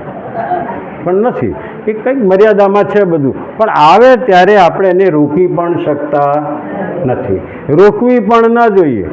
આ જે કંઈ બધું બહાર કાઢવાની વસ્તુ છે ને એમાં કંઈ રોકવાથી કોઈ ફાયદો નથી, ઉપરથી નુકસાન જશે. એટલે કુદરતી સહજ ભાવે જે થતું હોય થવા દેવાનું છે. ત્યારબાદ ધનંજય વાયુ એ પણ કામ કરે છે. હવે 2, 3, 4 ને 5 થઈ ગયા. આ 5 ઉપપ્રાણ છે. એ ધનંજય વાયુ શું કરે છે? આખા શરીરને પુષ્ટ રાખવા માટે જે કંઈ કદાચ ખામી ક્યાંક હોય ને એ ખામી દૂર કરવાનું કામ ધનંજય વાયુ કરે છે. અને જોડે ધનંજય વાયુનું એક છેલ્લું કામ સરસ મજાનું બતાવી દીધું કે મળદું જે પડ્યું હોય ને, બોલો તમે એને કંઈ અડકો નહીં તો શું થાય એ ખબર છે તમને? હા, ફૂલી જાય કે ના ફૂલી જાય? આ મળદાને ફૂલાવવાનું કામ એ ધનંજય વાયુ કરે છે. ફૂલાતું અટકાવવા માટે આપણે બધા સાવધ તો છીએ જ, એના જાણીતા બધા ઉપચારો કરી લઈએ છીએ, બધી જ વાત સાચી, પણ તમે જો કંઈ ન કરો તો એ ધનંજય વાયુ આ શરીરને ફૂલાવી નાખે છે. એટલે તમે ક્યાંક એના પ્રિકોશન્સ લો એટલા માટે. અને મળદું ભારે પણ બની જાય છે. કદાચ 60 કિલોનો માણસ 100 કિલો થઈ જાય એવી પરિસ્થિતિ પેદા થઈ જાય. એટલે મળદાને ભારે વાયુ કરે છે. ભારે કોણ કરે છે? વાયુ કરે. વાયુમાં તાકાત તો છે જ. અમારા એક બહુ 20 વર્ષ પહેલાંની વાત છે, એક ભાઈ હતા, મને કે વિનોદભાઈ આ બધી શિબિરો તમને શું લાભ થાય? આવો મને સવાલ કરે, બોલો. મને કે આમને આમ તો આપણે તમારી જિંદગી આમને આમ ખોટી જતી રહેશે. કંઈક મહેનત એવી કરો કે પૈસો આવે ને તમે જરા આમ જાહો જલાલી જીવી શકો. મેં કહ્યું માં તો જાહો જલાલી જ છે યાર, કંઈ ચિંતા નથી મને કહ્યું. ના પણ આવું તો ચાલતું હશે, આવી ઠાજરા જેવી ગાડી લઈને બેસી રહ્યા છો, આવું આમ કરો છો ને તેમ કરો. મને ઘણું બધું કહેવા મળ્યું. મેં કહ્યું ભાઈ તારામાં શું ભવ્યતા છે? હું હમણાં BMW ગાડી લાવ્યો. કેટલા લાખની? 60 લાખની લાવ્યો છું. સારું. મને કે તમને દર્શન કરવા લઈ જવા છે અંબાજી. મેં કીધું ચાલો. એને ગર્વ એવો થઈ ગયો કે તમે કશું કામના, મને શું કહે છે, તમે કશું કામના, તમારાથી કંઈ વળશે નહીં અને આમને આમ આખી જિંદગી બેકાર જશે તમારી. આવું લોકોને ઉપદેશ આપવામાં તમારે કંઈ ફાયદો નહીં થાય. અરે ભગુભાઈ વાત સાચી છે, આવું કહેલું છે મને. ભગુભાઈ શું આવે છે, મને આવું કહેલું છે. મને કે આ શું ધંધો માંડે તમે? આવું મને કીધું. અમને બહુ સાંભળવા મળે છે બધું કે આનેથી અમને શું ફાયદો થશે? મેં કીધું ભાઈ જે થવું હોય તે થાય. તને તું તારી ભવ્યતાને હું વંદન કરું છું, તને માન આપું છું, બધી જ વાત સાચી, પણ મને કોણ જાણે આ રસ્તો સૂજ્યો છે એટલે આ રસ્તે જાઉં છું. મને સંતોષ છે એનાથી, મને એક તૃપ્તિ છે એનાથી, પણ એને કંઈક તમારો ભલીવાર નહીં આવે જિંદગીમાં. એને ભલીવાર એટલે સમજી ગયા તમે પૈસા કમાવો એ ભલીવાર તમારો, તમારા રૂપિયાના બેલેન્સ વધે એ તમારો પરિવાર. મેં કીધું ભાઈ યાર આને મારે કંઈ મેળ ખાતો નથી તારે જગ્યાએ, પણ કે તમને ચાલો યાત્રાએ લેજો. સરસ મજાની નવી ગાડી લાવ્યા છે, નવી ગાડી લાવ્યા છે, યાત્રાએ લઈ ગયા. મહેસાણા સુધી આવ્યા હતા ત્યારે મેં એક જગ્યાએ ગાડી ઊભી રાખી. અને મેં કહ્યું ભાઈ આ જગ્યાએ ઊભી રાખીને તું તારા અંદર જ્યારે હોટલમાં જઈને જે તારે કહેવું એ જગ્યાએ એવી જગ્યાએ મેં ઊભી રખાવડાવી જ્યાં હવાનો પંપ હતો. એટલે મેં એક ગયો ને એટલે વ્હીલમાંથી હવા કાઢી નાખી, 2-3 વ્હીલમાંથી હવા કાઢી નાખી. અને એને દોડતો આવ્યો, ખબર પડી, વિનોદભાઈ આ શું કરો છો? મેં કહ્યું તારી 60 લાખની ગાડી છે, આ હવાની શી જરૂર છે તારે? 10 રૂપિયામાં ટાયરમાં હવા ભરી, 40 રૂપિયાની. કેટલા રૂપિયાની? બોલો, આ 40 રૂપિયાની હવા વગર 60 લાખની ગાડી ચાલે ખરી? એટલું મને સવાલ છે. તો 40 રૂપિયાની હવાની વેલ્યુ વધારે કે 60 લાખની ગાડીની વેલ્યુ વધારે? શું વાત છે? ત્યારે એને સમજાયું કે ભલીવાર સમજ છે. મેં કીધું આ હવાનું કામ પણ એટલું જ મજબૂત છે, ભલે 10 રૂપિયાની હોય. તારી 60 લાખની ગાડી આ 40 રૂપિયાની હવાથી ચાલે છે. એ 40 રૂપિયાની હવા ના હોય તો તારી 60 લાખની ગાડી હવે નહીં ઊભી રહી જશે, આગળ જ નહીં જાય. ત્યારે ભાઈને કંઈક સમજાયું. મેં કહ્યું વિનોદભાઈ તમે જબરા છો? મેં કહ્યું ભાઈ જબરા નહીં, હું તો સામાન્ય જે વાત કરવાની એ જ કરું છું તમને કે આ પણ વેલ્યુએબલ છે. નાની વસ્તુ પણ બહુ મહત્ત્વની છે. એ મહત્ત્વની વસ્તુ ઉપર હું મારું ધ્યાન કેન્દ્રિત કરેલું છે. ભલે મારી પાસે રૂપિયા ના હોય, ભલે મારી પાસે રૂપિયા ના હોય, ભલે હું મોંઘી ગાડીઓ ના લાવી શકું, મારે એની કોઈ ચિંતા નથી. એ મને સમજાવતો હતો. એ પછી હવે શાંત થઈ ગયો, ઠંડો પડી ગયો અને ખ્યાલ આવી ગયો કે ના કંઈક જુદી રીતે વાત કરે છે. તો આ પ્રકારે આપણે પણ વેલ્યુ બેઝ બનવાનું છે, પ્રાઇસ બેઝ બનવાનું નથી. જીવનમાં વેલ્યુ બેઝ બનવું અને પ્રાઇસ બેઝ બનવું બે અલગ વસ્તુ છે. આપણે કિંમતને ધ્યાનમાં રાખીએ કે વેલ્યુને ધ્યાનમાં રાખીએ. મેં ઉદાહરણ આપ્યું હતું અયોધ્યામાં પણ. એક બેનનો છોકરો સમુદ્રમાં નાહવા પડે એટલે બધા 3 જણ નાહવા ગયા હતા, પતિ પત્ની. એમાં છોકરો હાથમાંથી છટકી ગયો અને છટકી ગયો એટલે તણાવા લાગ્યો એટલે બહેરી કે ધણી બેમાંથી એકેયની અંદર પડીને એને ખેંચી લાવવાની તાકાત નથી એટલે બૂમા બૂમ કરવા માંડી. બૂમ કરે, મારા દીકરાને બચાવો, મારા દીકરાને બચાવો, મારા દીકરાને બચાવો. એક બિચારો તરવૈયો હતો કાંધે ઊભેલો, એ તરત જ પડ્યો અને જઈને છોકરાને ખેંચી લાયા. હવે આને તમે કેટલા રૂપિયા આપો તો તમે એની ઋણ ચૂક્યું કહેવાય? એનું મૂલ્ય જ નથી. પણ છતાં એક ઘટના એવી ઘટી, ત્યાં આપણને લાગે કે આ માણસો કેટલી હદે નીચે જાય છે. બહાર આવ્યા પછી થોડી વાર પછી પહેલાં તો છોકરાને ગળે વળગાડ્યો, એને બચ્યો કરી, બધું કર્યું, જીવતો છે એવો ખ્યાલ આવી ગયો. પણ પછી ધીમે રહીને પેલાની સામે જોઈને થોડી મુસ્કાન આપી. પણ પછી એમણે કહ્યું કે મારા દીકરાનું એક સેન્ડલ અંદર જતું રહ્યું છે. અરે રે રે રે, એણે જોયું બે પગમાં બે સેન્ડલ હતા, એક સેન્ડલ નહોતું. એટલે પેલા તરવૈયાને કહે છે એક સેન્ડલ અંદર જતું રહ્યું છે. કેટલી હદે ગયા નીચે. આવડો દીકરો અમૂલ્યવાન મળ્યો છતાં તમે પેલા તરવૈયા જોડે સેન્ડલ શોધી લાવ એવી વાત કરો છો. હદ વળી ગઈ. એટલે આ જે બોલ્યા એ પ્રાઇસ બેઝ કહેવાય, વેલ્યુ બેઝ નથી. તમને એની વેલ્યુ નથી સમજાતી. એ માણસે શું કામ કર્યું છે? તમને લાખ રૂપિયાનો, કરોડો રૂપિયાની કિંમતનો છોકરો પાછો લાવીને આપ્યો છે ફૂલ જેવો, અને તમે એનું એક સેન્ડલ અંદર જતું રહ્યું છે એ જરા લઈ આપને આની વાત કરો. એટલે હદ વળી ગઈ.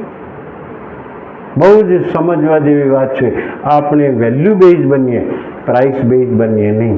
દરેક વસ્તુનું વેલ્યુ અને પ્રાઇસ બહુ મહત્ત્વની છે. નાના માણસોમાં આવી વેલ્યુ બેઝ બહુ હોય છે. મોટા માણસોમાં વેલ્યુ બેઝ હોતી નથી, પ્રાઇસ બેઝ. તારે જોઈએ એટલા રૂપિયા લઈ લેજે પણ આ કામ કરી નાખે. અરે ભાઈ, રૂપિયા સાથે બહુ મહત્ત્વ છે, રૂપિયાનો સંબંધ છે.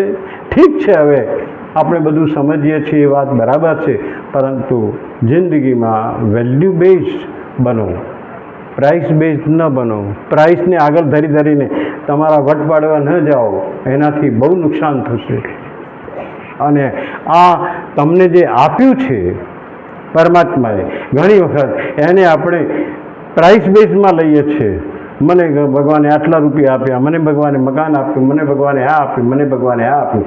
પણ ભગવાને જે શરીર આપ્યું છે અને અંદર એક તત્વ આપ્યું છે, આત્મતત્વ, એનું જો મૂલ્ય સમજો ત્યારે તમને એમ થાય કે કરોડો રૂપિયાની સામે મને આ વસ્તુ આપેલી છે. કરોડો રૂપિયા પણ એની સામે બેકાર.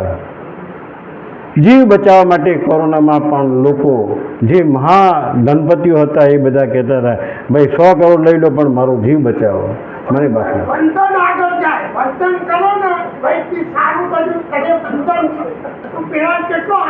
એટલે એ વેલ્યુ બેઝ કહેવાય, એનું નામ વેલ્યુ બેઝ કહેવાય. એને રૂપિયા આપીને હતા ને 5, 50, 100 રૂપિયા આપણે આપીએ ઇનામમાં, સારી રીતે આપીએ આપણે. એટલે જ હું તો અમારા સર્કલમાં જે કોઈ આવે છે ને, ક્યાંય પૈસાનું મૂલ્ય આંકશો નહીં, પૈસાથી મૂલવશો નહીં કઈ વસ્તુની. અત્યારે બધી સુંદર સગવડ મળતી હોય અને એક વાત તમારા મનમાં બોલાઈ જાય એ તો રૂપિયા ભર્યા છે ને એટલે આ બધી સગવડ મળી છે. રૂપિયાની સામે આની વેલ્યુ સમજો છો? આ રૂપિયાની સામે આ સત્સંગ છે એ મને કહો પેલા. વેલ્યુ બેઝ અને પ્રાઇસ બેઝ એમાં બહુ ડિફરન્સ છે. કેટલાક નાના માણસો આપણને એટલી બધી વેલ્યુ સમજાવતા હોય છે અથવા એમનું એટલું બધું વેલ્યુએબલ કામ હોય છે કે એની સામે આપણે કંઈ ના કહી શકીએ. આખો પ્રસંગ તમે કદાચ 50 કરોડ ખર્ચ્યા હોય.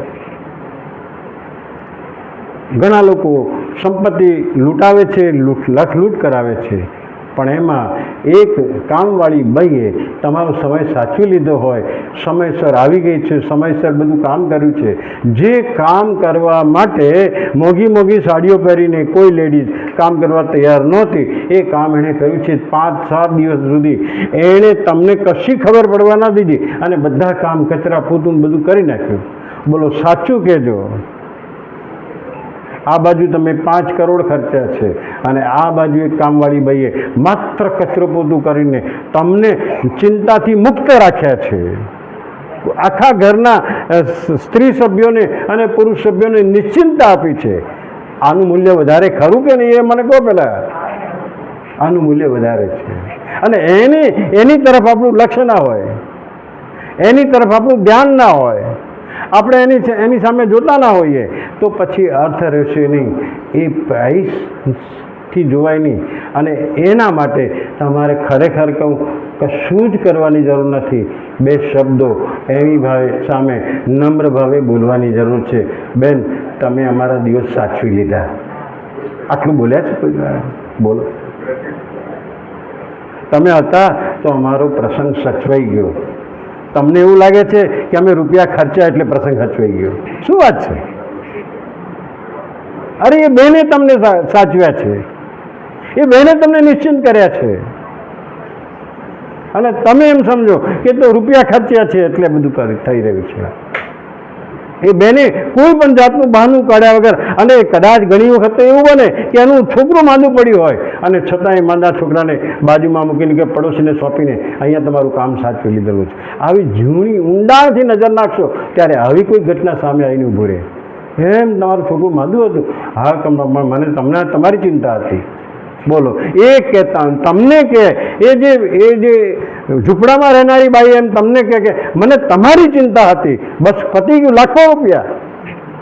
કેમ સમજાતું નથી આ વાત? સમજવા જેવી કેટલીક વાતો છે જિંદગીમાં, અને આ સમજાય તો આત્મજ્ઞાન આવશે, નહીં તો નહીં આવે. બાકી આત્મજ્ઞાન બધું મીંડું થઈ જશે, ખબર નહીં પડે. આપણે આગળ વધીએ. મેં બધા 5 ઉપપ્રાણની પણ ચર્ચા કરી.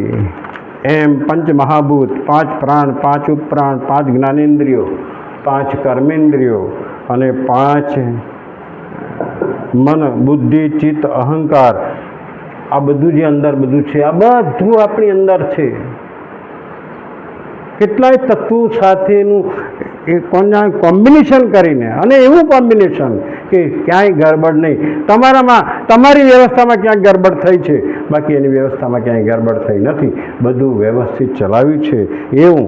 પણ એ જગ્યાએ આ જે આખું કોમ્બિનેશન કરીને જે શરીર બનાવ્યું છે, એ શરીરને ગીતાની ભાષામાં ક્ષેત્ર કહ્યું છે. શું કહ્યું છે? ક્ષેત્ર. અને આ ક્ષેત્રને જે જાણનારું છે, એને ક્ષેત્રજ્ઞ કહે છે. તમે બધા સત્સંગમાં આવીને ક્ષેત્રજ્ઞ બન્યા. આ ક્ષેત્રજ્ઞનું જ્ઞાન જે વિવેકસભર રીતે જાણે છે, એ જ સાચો આત્મજ્ઞાની.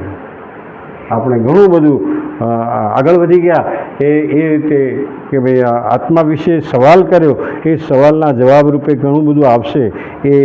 એ વાતને આપણે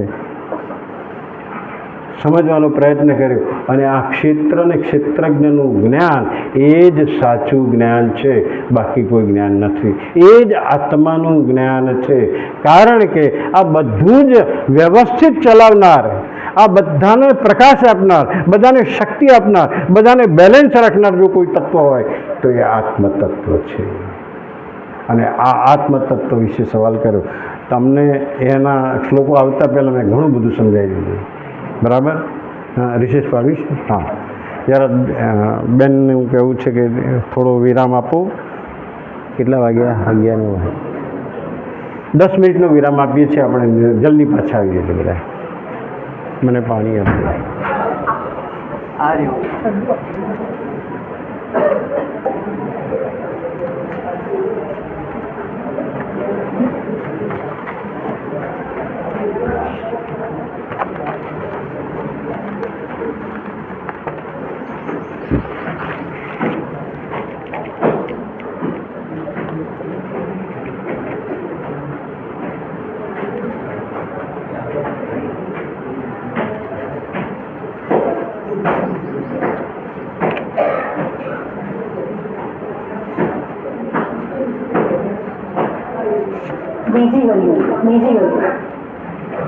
पान नंबर को पान नंबर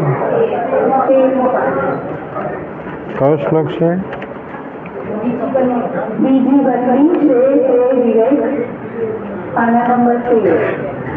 श्लोक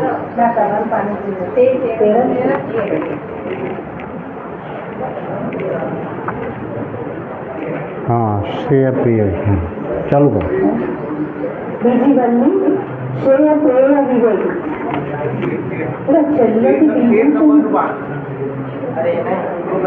હલો હલો સંભળાય છે સંભળાય ના નથી નથી બરાબર રાઈટ સાઈડ 13 નંબર 13 હા બસ બરાબર આ 13 બરાબર છે હલો હલો હલો હજુ નથી આવ્યો અવાજ નથી હલો ઓમ. હલો સંભળાય છે સંભળાય છે hello hello hello hello hello hello hello hello echo થઈ ગયો હલો હલો પાસે આવો તો સંભળાય છે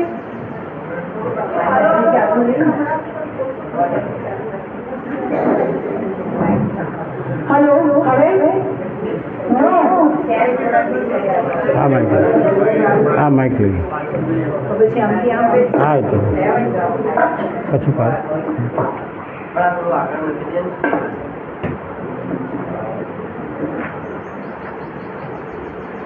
अन्यच्छेन्द्यो अन्यदूतैव प्रेय ते उभे नानार्थे पुरुषं सीमितः तयोः श्रेय आददानस्य साधु भवति हीयते खाद्य उप्रेयो वृणीते શ્રેય એટલે કે વિદ્યા જુદું છે અને પ્રેય એટલે અવિદ્યા પણ અલગ જ છે નથી સંભળાતું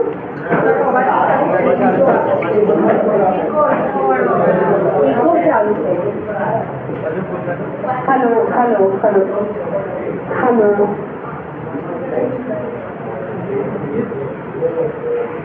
હલો હલો હલો હલો નહીં નહીં નહીં નથી નથી નથી ચાર્જિંગ બાકી છે હાલો પેલું લે આવું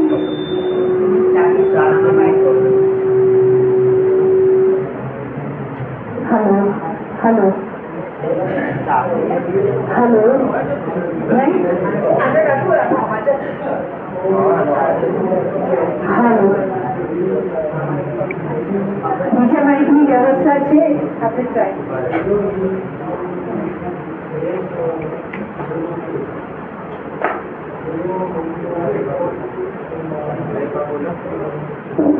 હલો હલો બેન ચાર્જિંગ ખલાસ થઈ ગયું મને ચાર્જ આપણે અહીંયા છે ને ગઈકાલે રાતે ચાર્જિંગ થતું જ નહોતું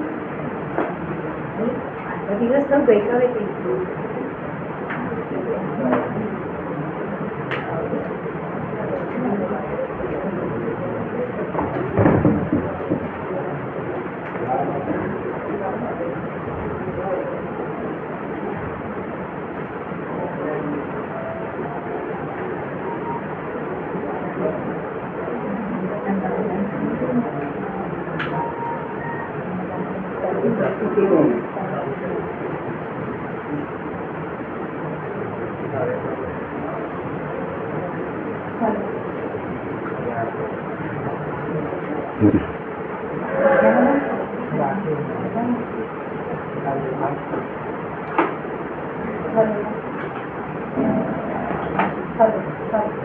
तो बिल्कुल आवाज बेसी है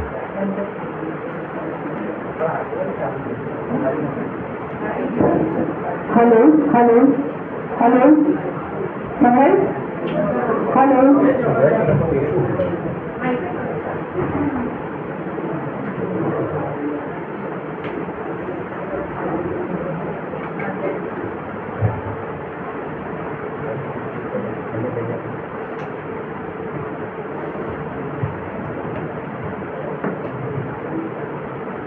hello hello hello hello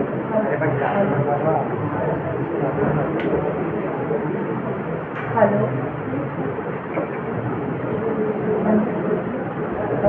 hello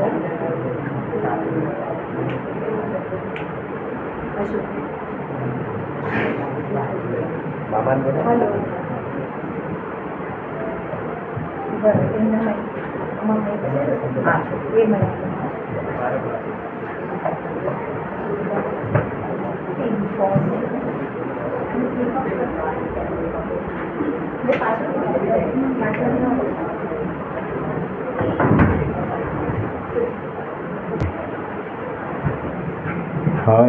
Ram Ram Ram Hare Hare, Hare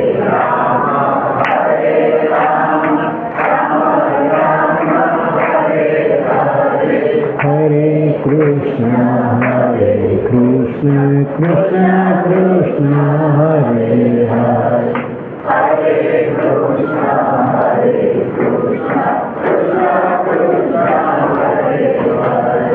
Hare Ram Ram Ram Hare Hare, Hare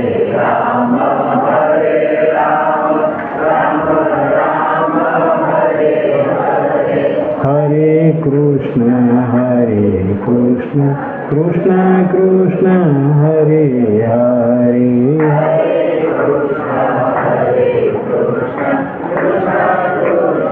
બેન શરૂ કરો, શરૂ કરો.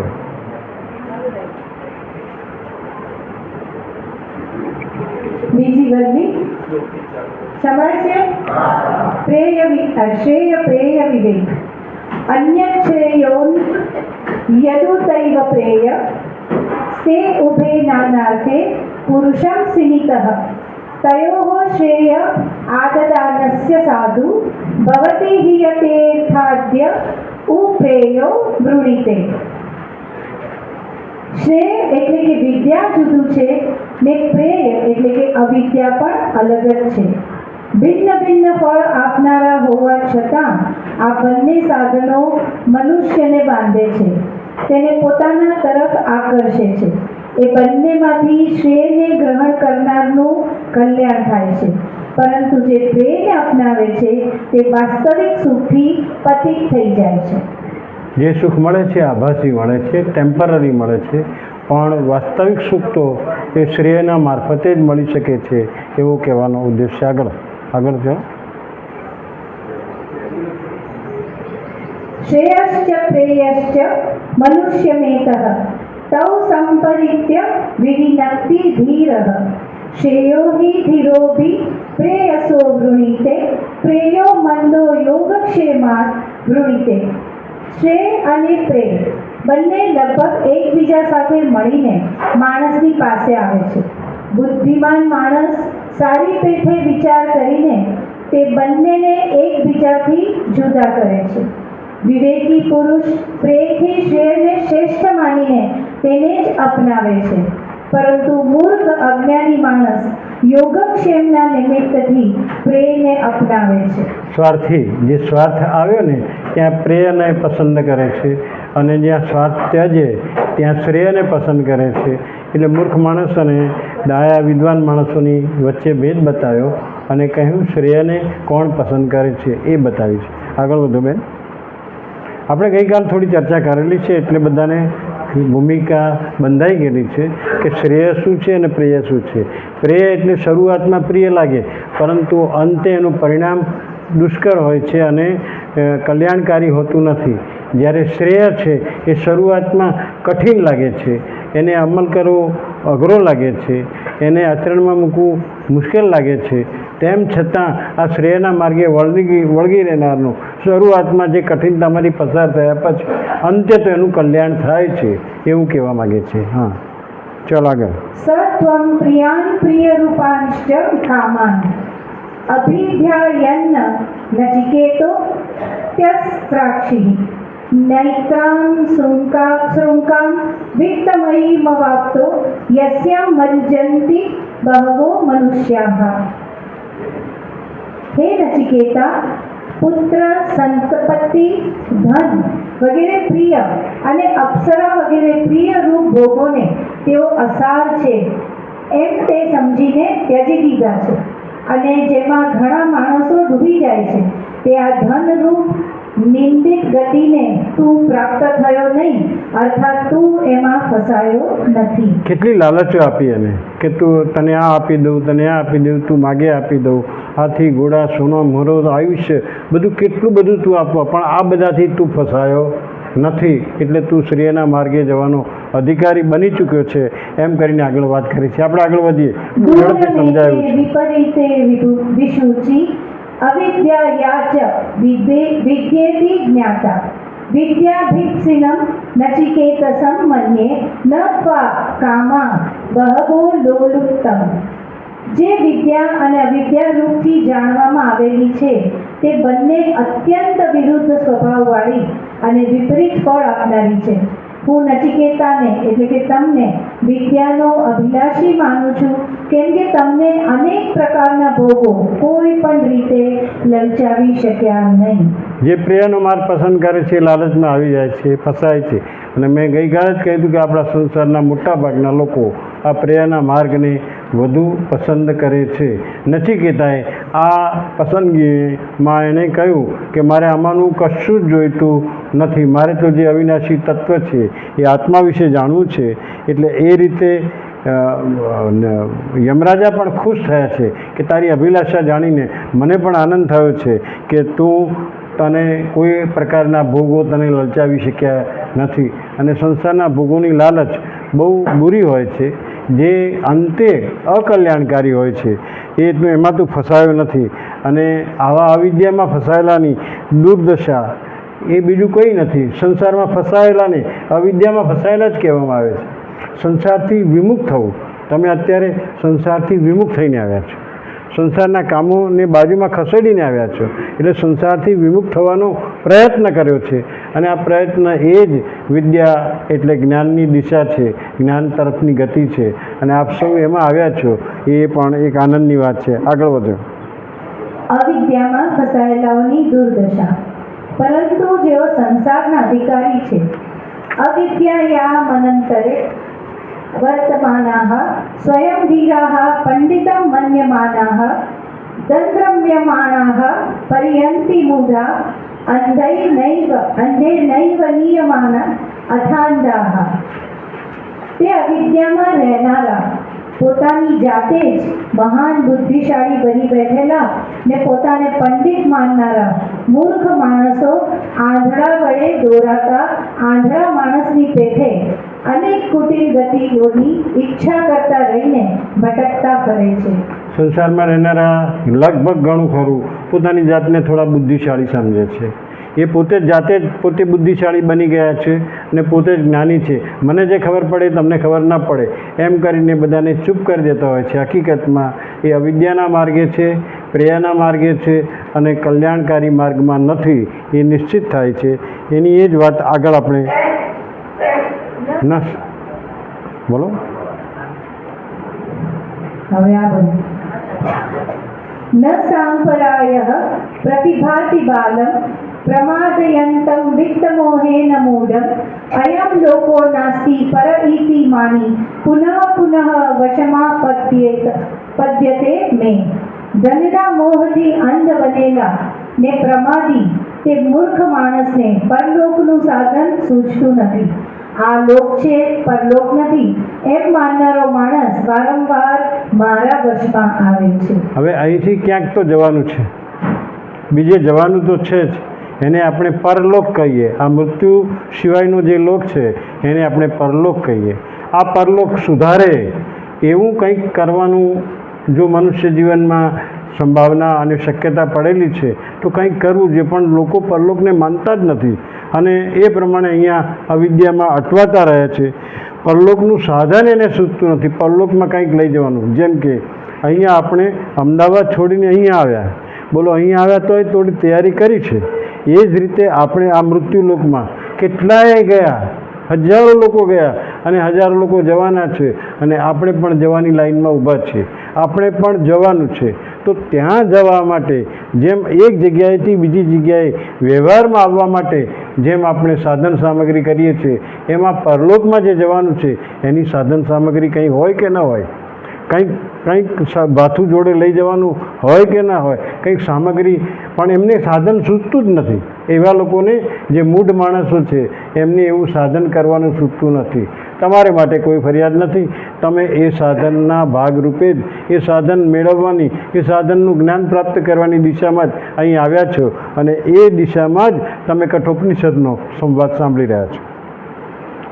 શ્રવણાયાપી બહુવીર્યો ન લભ્યઃ શૃણ્વन्तોપી બહવો યં ન વિદ્યુઃ આશ્ચર્યો વક્તા કુશલોસ્ય લબ્ધા આશ્ચર્યો જ્ઞાતા કુશલાનુશિષ્ટઃ.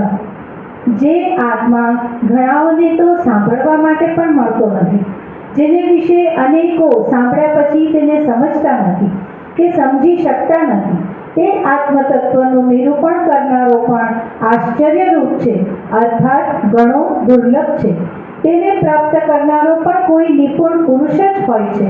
તેમજ કુશળ આચાર્ય વડે ઉપદેશ કરાયેલો તેને જાણનારો પણ આશ્ચર્યરૂપ એટલે કે અત્યંત દુર્લભ છે. તમારે માટે પણ દુર્લભ શબ્દો વાપર્યો. તમે દુર્લભ છો. તમે આ જાણવા માટેનો પ્રયત્ન કંઈક કઠોપનિષદ ને આત્મજ્ઞાન ને આત્મવિચાર વિશે સમજાવશે. આમાં શું સમજવાનું? આમાં કંઈ જરૂર નથી. આમાં કોઈ સંસારની વાત નથી, સંસારનું કોઈ માર્ગદર્શન નથી, સંસારમાં ભૌતિક સંપત્તિઓ વધારવાના કોઈ નુસ્ખા અહીંયા બતાવવાના નથી, કશું જ નથી. અને છતાં તમે અહીંયા આવ્યા છો, સમય પસાર કરી રહ્યા છો અને આનંદ માણી રહ્યા છો. એ આવા આનંદ માણનારા બહુ દુર્લભ છે એવું અહીંયા કહેવા માગે છે. ટૂંકમાં એક તો આ સંસારમાં સાંભળનારા ઘણા છે, વધી ગયા છે. સાચું કહેજો, દર્શન કરવા માટે કેટલી બધી ભીડ થાય છે. હવે દર્શન કરીને પરમાત્માને સમજનારા કેટલા? એટલે સાંભળનારા બહુ વધી ગયા, પણ એમાંથી કંઈક મુઠ્ઠીભર લોકો જ થોડા સમજનારા બને છે. અને મુઠ્ઠીભર લોકો સમજનારા બને છે. સમજ્યા પછી એને એ સમજને ચાલુ રાખવામાં સમજનારા પણ વળી પાછા ઓછા થઈ જાય છે.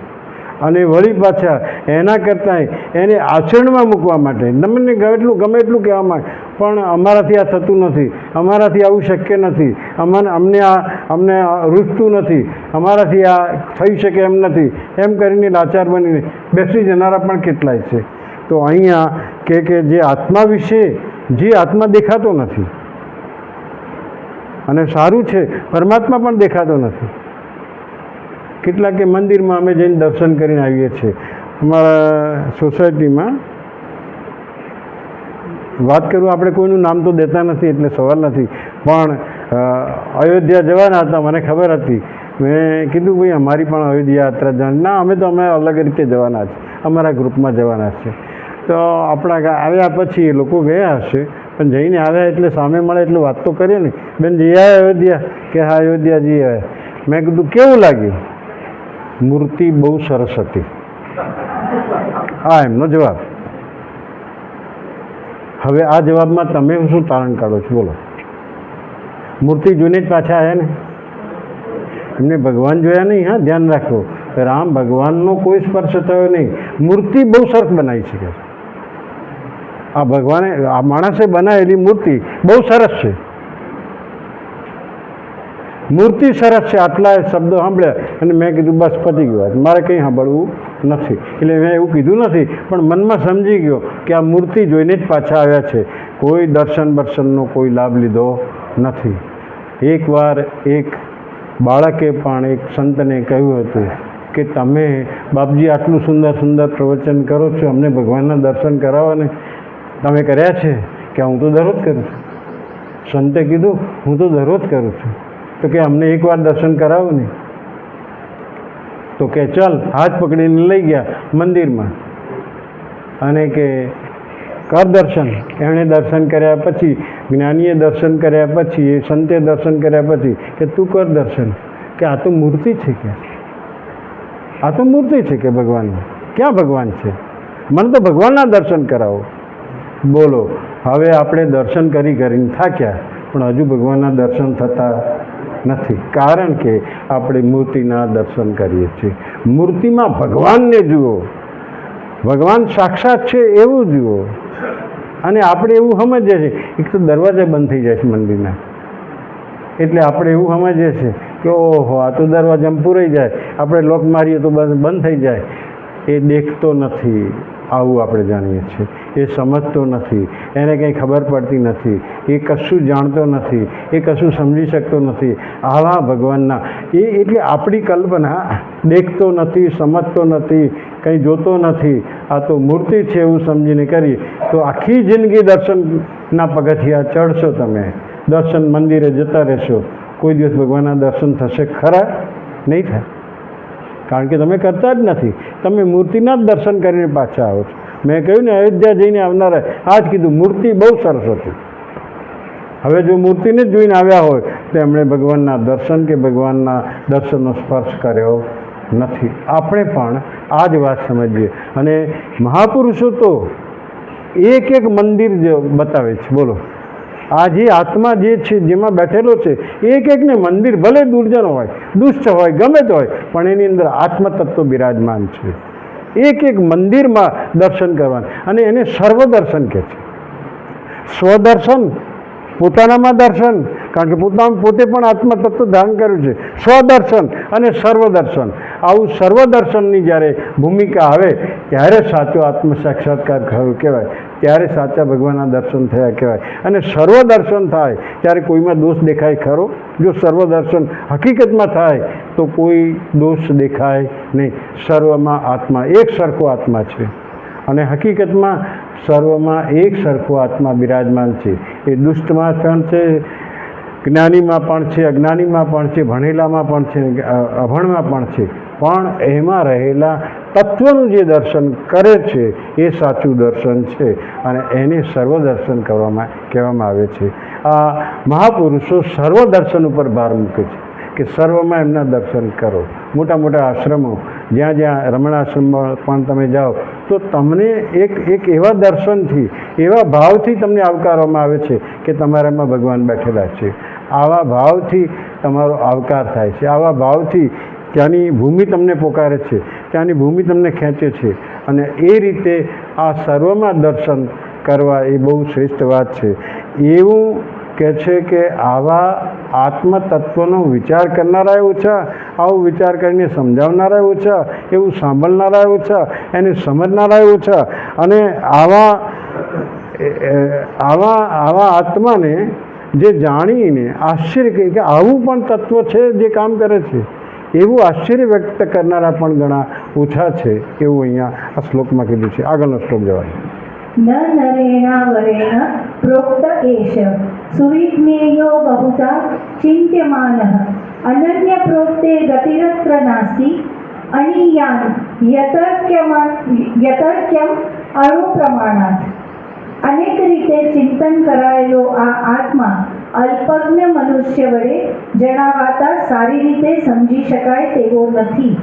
અભેદદર્શી કોઈ બીજા જ્ઞાની પુરુષ આ આત્મતત્વ વિશે ઉપદેશ ન કરે તો આ વિષયમાં મનુષ્યનો પ્રવેશ થતો નથી. કેમ કે અત્યંત સૂક્ષ્મ વસ્તુ કરતાં પણ વધુ સૂક્ષ્મ છે તે અતકર્ય હોવાથી દુર્વિજ્ઞેય પણ. જો બધી વાતના હથિયાર હેઠા મૂકી દીધા. ભાઈ એ અતર્ક્ય છે, એટલે કોઈ તર્કથી તમને જાણવા મળે એવું નથી. એટલે દુર્વિજ્ઞેય છે, એટલે કે સમજવાનો માટે પણ અઘરો છે, દુષ્કર છે.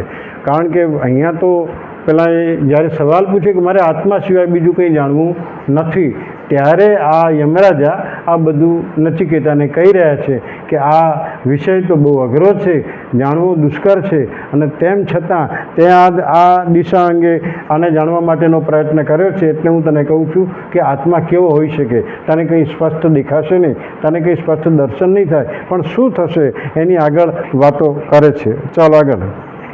નૈષા તર્કેણ મતિરાપનેયા પ્રોક્તાન્યેનૈવ સુજ્ઞાનાય પ્રેષ્ઠ યાં ત્વમાપઃ સત્યધૃતિર્બધાસि ત્વાદ્રુગ્નો ભૂયાન નચિકેતઃ ભ્રષ્ટા. હે વત્સ, સમ્યક જ્ઞાન માટે શુષ્ક તાર્કિક આચાર્યથી ભિન્ન એવા શાસ્ત્રના જાણનારા આચાર્યે કહેલી આ બુદ્ધિ જેને તમે પામ્યા છો તે તર્કથી મળી શકતી નથી. ખરેખર તમે ઉત્તમ ધૈર્યવાળા છો. હે નચિકેતા, અમને તમારા જેવો જ પ્રશ્ન પૂછનારો મળ્યા કરે. જો એમ તો આ ભાઈ રાહ જોઈને બેઠા છે કે આવા જિજ્ઞાસુ લોકો અમને મળે તો અમારો ઉદ્ધાર થઈ જાય, અમને કંઈક સારું કહેવાનું મન થાય. આવા બહુ ઓછા મળે છે, એમાં તું આવ્યો છે અને તે આ પ્રકારે પ્રશ્ન કર્યો છે એ ઉત્તમ છે. આગળની વાત. કર્મફળની અનિત્યતા. જાનામ્યહં શેવતિરિત્ય નિત્યં ન ભયધ્રુવૈઃ પ્રાપ્યતે હિ ધ્રુવં તતો મયા નાચિકેતશ્ચિત્તોગ્નિઃ અનિત્યૈ દ્રવ્યૈઃ પ્રાપ્તવાનસ્મિ નિત્યં. હું એ જાણું છું કે કર્મફળ રૂપનિધિ અનિત્ય છે, કારણ કે અનિત્ય સાધનોથી તે નિત્ય એટલે કે આત્મા પ્રાપ્ત કરી શકાતો નથી. એટલે મારા વડે નચિકેત અગ્નિનું ચયન કરવામાં આવ્યું. તે અનિત્ય પદાર્થોથી જ હું આપેક્ષિત નિત્ય યમરાજાના સ્થાનને પામ્યો છું. ધ્યાન રાખો, આને તે કેટલી સુંદર વાત કરી દીધી કે ભાઈ આ અનિત્ય પદાર્થોથી, અનિત્ય પદાર્થો એટલે આપણા ધન સંપત્તિ જે જાગીર છે એ અનિત્ય. જો ભગવાનને ખરીદાતા હોત ને તો તમારા મારા હાથમાં જ ના હોત, જો ખરીદાતા હોત તો. પરંતુ એક અભણ માણસ પણ એને પામી શકે છે, એક અજ્ઞાની માણસ પણ પામી શકે છે, એક અબુધ માણસ પણ જ્યારે એવો સમય આવે, એના સ્વભાવની એવી ઉચ્ચ કક્ષા આવે ત્યારે એને પામી શકે છે. એટલે એને મેળવવા માટે કોઈ બીજા લેવલની જરૂર નથી. કોઈ અનિત્ય પદાર્થ તમે લઈને જાઓ એટલે તમને મળે એવી શક્યતા નથી. આવો ઘણા રાજા મહારાજાઓ સંતોને ખરીદવા માટે નીકળ્યા હતા, પણ એ સંતોએ એક સેકન્ડમાં કહી દીધું કે આ બધું તું ધન પાછું લઈ જા, મારે કંઈ આમાંનું કશું જોઈતું નથી. શિવાજી મહારાજને પણ એક વખત થોડું અભિમાન થયું હતું કે આ આખા રાજ્યનું પાલન હું કરું છું, અને આ અભિમાન જ માણસને પછાડે છે. માણસને નિત્ય જ્ઞાનમાંથી કે વિદ્યામાંથી અવિદ્યામાં ફેરવનારું જો કોઈ હોય, જ્ઞાનમાંથી અજ્ઞાનમાં લઈ જનારું કોઈ તત્વ હોય તો એ અહમ તત્વ છે, હું પણાનું તત્વ છે. શિવાજી મહારાજના સ્વામી રામદાસ એ ગુરુ હતા. એકવાર શિવાજી મહારાજને અને સંતોને ખબર પડી જાય છે કે આનામાં અભિમાન છે. નારદ પણ ક્યારેક ક્યારેક અભિમાન કર્યું ત્યારે કૃષ્ણ એને પછાડ્યા છે અને સમજાવ્યું છે કે તારું અભિમાન ચાલશે નહીં. એનું અભિમાન તોડવા માટેના એવા પ્રસંગો ઊભા કરે. એ રીતે શિવાજી મહારાજને પણ એકવાર અભિમાન થયું. અને અભિમાન ક્યાં પ્રગટ કરે? અભિમાન પ્રગટ કરવા માટે સામાન્ય રોડ ઉપરના માણસોને ના કહે કે હું રાજા છું, પરંતુ જે ઊંચી કક્ષાએ પહોંચ્યા હોય એની આગળ પોતાનું અભિમાન વ્યક્ત કરીને પોતાની મહત્તા સ્થાપવા કરે કે તમારા કરતાં હું ક્યાંય આગળ છું. એમ શિવાજી મહારાજને પણ એકવાર અભિમાન થયું કે હું આખા રાજ્યનું પાલન કરું છું, બધું જ મારું શાસન ચાલે છે અને મારા શાસનમાં બધા નિશ્ચિંત છે. આવું જ્યારે કીધું ત્યારે રામદાસને પણ સમર્થ સ્વામી રામદાસને પણ થયું કે શિવાજીમાં અભિમાને પ્રવેશ કર્યો છે અને હવે શિવાજીનું અભિમાન કાઢવું પડશે. એટલે કે ચાલો મારી સાથે જંગલમાં વિચરણ કરવા ચાલશો? કે હા ચાલો. ગુરુએ જ્યારે આદેશ કર્યો છે ત્યારે નીકળ્યા છે અને ત્યાં કીધું કે એક બે મજૂરોને લઈ લેજો જોડે, થોડા હથોડા ને પાવડા ને એવું બધું લઈને. કે કેમ, શું કામ છે? કામ છે, મારે ક્યાંક એવું ખોદવાનું આવે તો હું ખોદવાનું કહીશ. અને એવા હથોડા લઈને ગયા છે. અને હથોડા લઈને ગયા ત્યાર પછી એક મોટો પથ્થર આવ્યો, ખડક આવ્યો. અને ખડક આવ્યો ત્યારે ત્યાં સ્વામી રામદાસ ઊભા રહે કે આપણે અહીંયા થોડી વાર આરામ કરીએ, વિરામ કરીએ, મારે કામ છે, કામ અહીંયા પૂરું કરીને પછી આગળ હતું. કે શું કામ છે?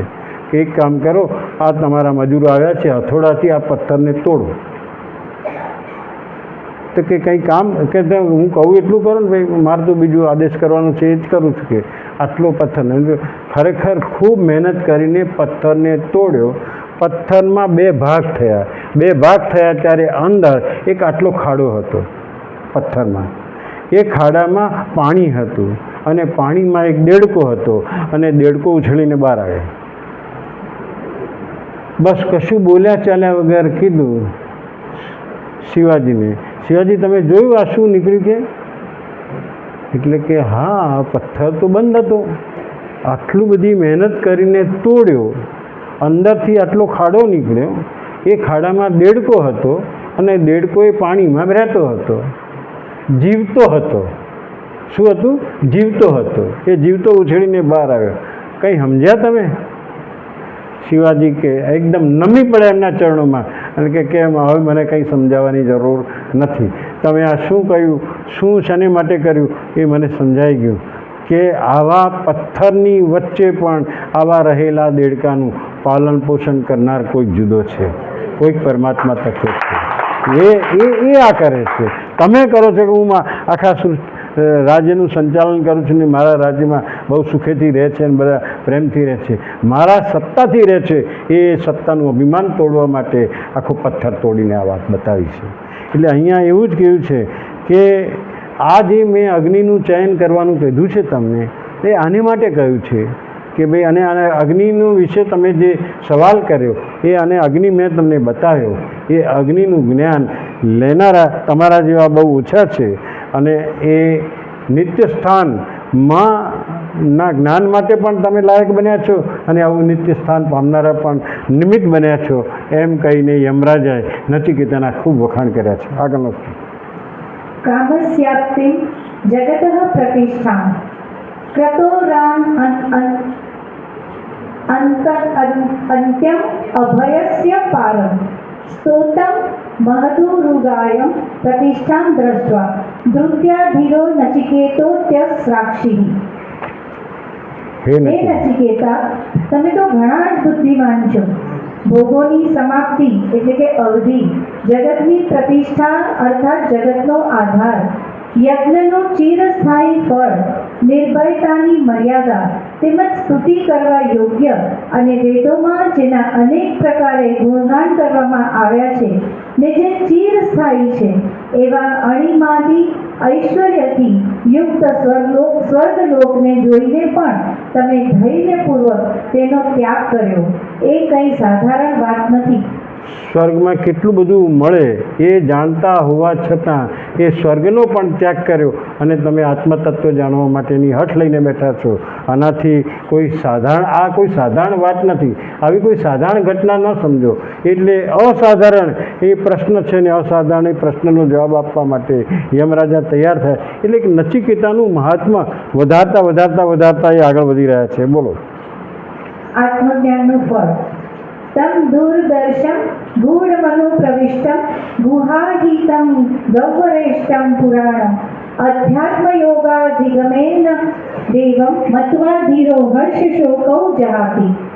યોગ માયાના પડદામાં છુપાયેલા સર્વવ્યાપી હૃદયરૂપી ગુહામાં રહેલા સંસારરૂપ ગહન વનમાં રહેનારા સનાતન અને ભાગ્યે જ જોવામાં આવતા એવા અને પરમાત્મા દેવને શુદ્ધ બુદ્ધિથી યુક્ત સાધક અધ્યાત્મ યોગની પ્રાપ્તિથી જાણીને બુદ્ધિમાન પુરુષ હર્ષ અને શોકને છોડી દે છે.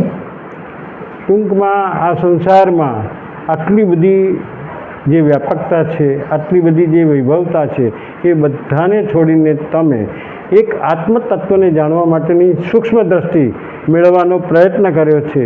એ બહુ વાત છે. અને આવા લોકો શું કે ભાઈ સંસારમાંથી હર્ષ અને શોકથી ઉપર આવે છે, રાગ અને દ્વેષથી ઉપર આવે છે, ઘણા બધા. એટલે સમ્યક સ્થિતિમાં રહેવાનો પ્રયત્ન કરે. આપણે આદિ વ્યાધિ ઉપાધિ ને પછી આવી હતી સમાધિ. એ સમાધિ શબ્દ હતો એ ક્ષમતાભરી સ્થિતિ કે જ્યાં કોઈ હર્ષથી લાગણીમાં કોઈ ખેંચાઈ જતું નથી અને શોકમાં ગરકાવ નહીં થઈ જતા. બંને સ્થિતિમાં એક સરખી સ્થિતિ તમે ધારણ કરીને બેઠા છો. એવા શેને માટે કે હૃદયરૂપી ગુહામાં જે પેલો શુદ્ધ આત્મા સનાતન સત્ય રહેલું છે એને તમે શુદ્ધ બુદ્ધિથી પામવા માટેનો પ્રયત્નશીલ થયા છો. એ બહુ ઉત્તમ વાત છે. અને આવા બુદ્ધિમાન પુરુષ જ આ કામ કરી શકે. એટલે તમે બુદ્ધિમાનોમાં પણ બુદ્ધિમાન છો એવું એમને માટે વર્ણન કર્યું છે. આગળ વધીએ આપણે.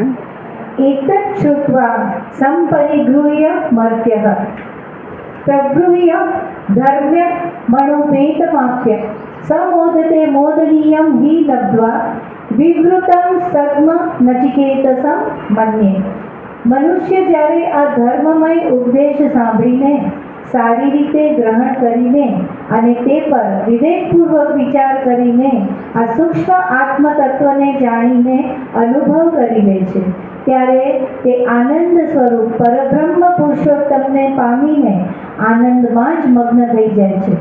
નચિકેતા માટે હું પરમધામના દ્વાર ઉઘડેલા માનું હા, છું. અહીંયા દરવાજો ખુલી ગયો. આપણે ગઈકાલે ધ્યાનમાં પણ આ વાત ચર્ચા કરી હતી કે આ સૂક્ષ્મ તત્વ છે, દેખાતું નથી, અને છતાં એના અનુભવ માટે જે તમે પ્રયત્ન કર્યો છે આ દિશામાં, અને મેં કહ્યું એ પ્રમાણે કે જ્યારે બધું છૂટી જશે, વિચારથી તમે આપણે આત્મા સુધી પહોંચવું છે, મનને પણ છોડી દેવાનું છે, બુદ્ધિને પણ છોડી દેવાની છે, અહંકારને પણ છોડી દેવાનું છે. બધું છૂટતા છૂટતા છૂટતા છૂટતા છૂટતા એ સૂક્ષ્મ તત્વ પાસે આવી જશો. એ સૂક્ષ્મ તત્વ પાસે આવશો એટલે એ વસ્તુ અનુભવમાં આવશે, અને અનુભવ એટલે મેં તમને કહ્યું કે આનંદની લાગણી, બસ બીજું કશું નથી. આનંદ એ સુખ અને દુઃખની ઉપર છે. આનંદ એ કોઈ પદાર્થનો નથી. કોઈ કે વિનોદભાઈ તમે હું સમજો, અમને તો શ્રીખંડ ખાવામાં બહુ મજા આવી ગઈ. હવે તમે જે સમજો છો ને એ વાત થોડીક ભિન્ન રીતે વિચારવાની છે કે તમને શ્રીખંડમાં પણ આનંદ આવ્યો છે. હકીકતમાં શ્રીખંડમાં આનંદ હતો નહીં. બોલો, શ્રીખંડમાં આનંદ આવ્યો હોત અને શ્રીખંડને બનાવી દીધો હોત, કાલે પીરસવાનું ચાલુ કર્યું હોત અને કહ્યું કે ભાઈ આ શ્રીખંડ લાયા ને ત્યારે અંદર એક ગિલોડી પડી હતી પણ કાઢી નાખી છે, તમે હવે સાહેબ શ્રીખંડ જમો. બોલો, તમને આનંદ આવશે ખરો? બોલો, કહો મને. ખાલી એટલું જ જાહેર કરવામાં આવે કે અંદર ગિલોડી પડી ગઈ પણ કાઢી નાખેલી છે, હવે પીરસો બધાને. કોઈ હાથ હડકાડે ખરા ભાઈ? જો શ્રીખંડમાં આનંદ હતો તો પછી શ્રીખંડ તો નામે તમને ગમવું જોઈએ, પણ હકીકતમાં એવું થતું નથી. આ શ્રીખંડ થોડો વધારે ખવાઈ જાય ને તો અતિરેક થઈ જાય ને તો પણ ઘણીવાર ગમતો નથી. એનો અર્થ આ શ્રીખંડમાં આનંદ નથી. એ શ્રીખંડ વખતે તમારી મનની વૃત્તિ આત્માકાર થોડીક વાર માટે બની જતી હોય છે. ખ્યાલ આવી ગયો તમને? અત્યારે હું શબ્દ બોલું છું, સાંભળો. પૂરણપોળી બોલો. અત્યારે પૂરણપોળી સામે નથી, પૂરણપોળી ક્યાંય બનતી નથી, પણ સાચું કહેજો, સાચું હૃદયની સચ્ચાઈથી કહેજો, તમને સ્વાદ યાદ આવ્યો કે ના આવ્યો? વાહ વાહ વાહ વાહ, મજા આવી ગઈ, મજા આવી ગઈ, મજા આવી ગઈ. એનો અર્થ ભલે નથી હાજર, નથી બનતી ક્યાંય, તમારા સામે નથી, પણ તમને જે સ્વાદ આવ્યો ને યાદ, એ સ્વાદ એ જ અમૃત તત્વ છે. એ સ્વાદ અમૃત તત્વ છે. આ સ્વાદમાં કંઈક બેસ્વાદ જો કંઈક ભળી જાય તો વળી પાછું તમને ગમતું નથી, પણ આ સ્વાદ પ્યોર છે, એની સાથે બીજું કોઈ મિશ્રણ હોતું નથી, બીજી કંઈ ગરબડ હોતી નથી. એમ આત્મતત્વ પણ એક પ્યોર વસ્તુ છે, એક અલગ વસ્તુ છે. એ મનથી પણ ભિન્ન છે, શરીરથી પણ ભિન્ન છે, બુદ્ધિથી પણ ભિન્ન છે, અહમથી પણ ભિન્ન છે. એ આવી ભિન્ન વસ્તુઓના કોઈ વર્ણન ન થાય એટલા માટે કે અનુભૂતિથી મળતો આ વિષય છે.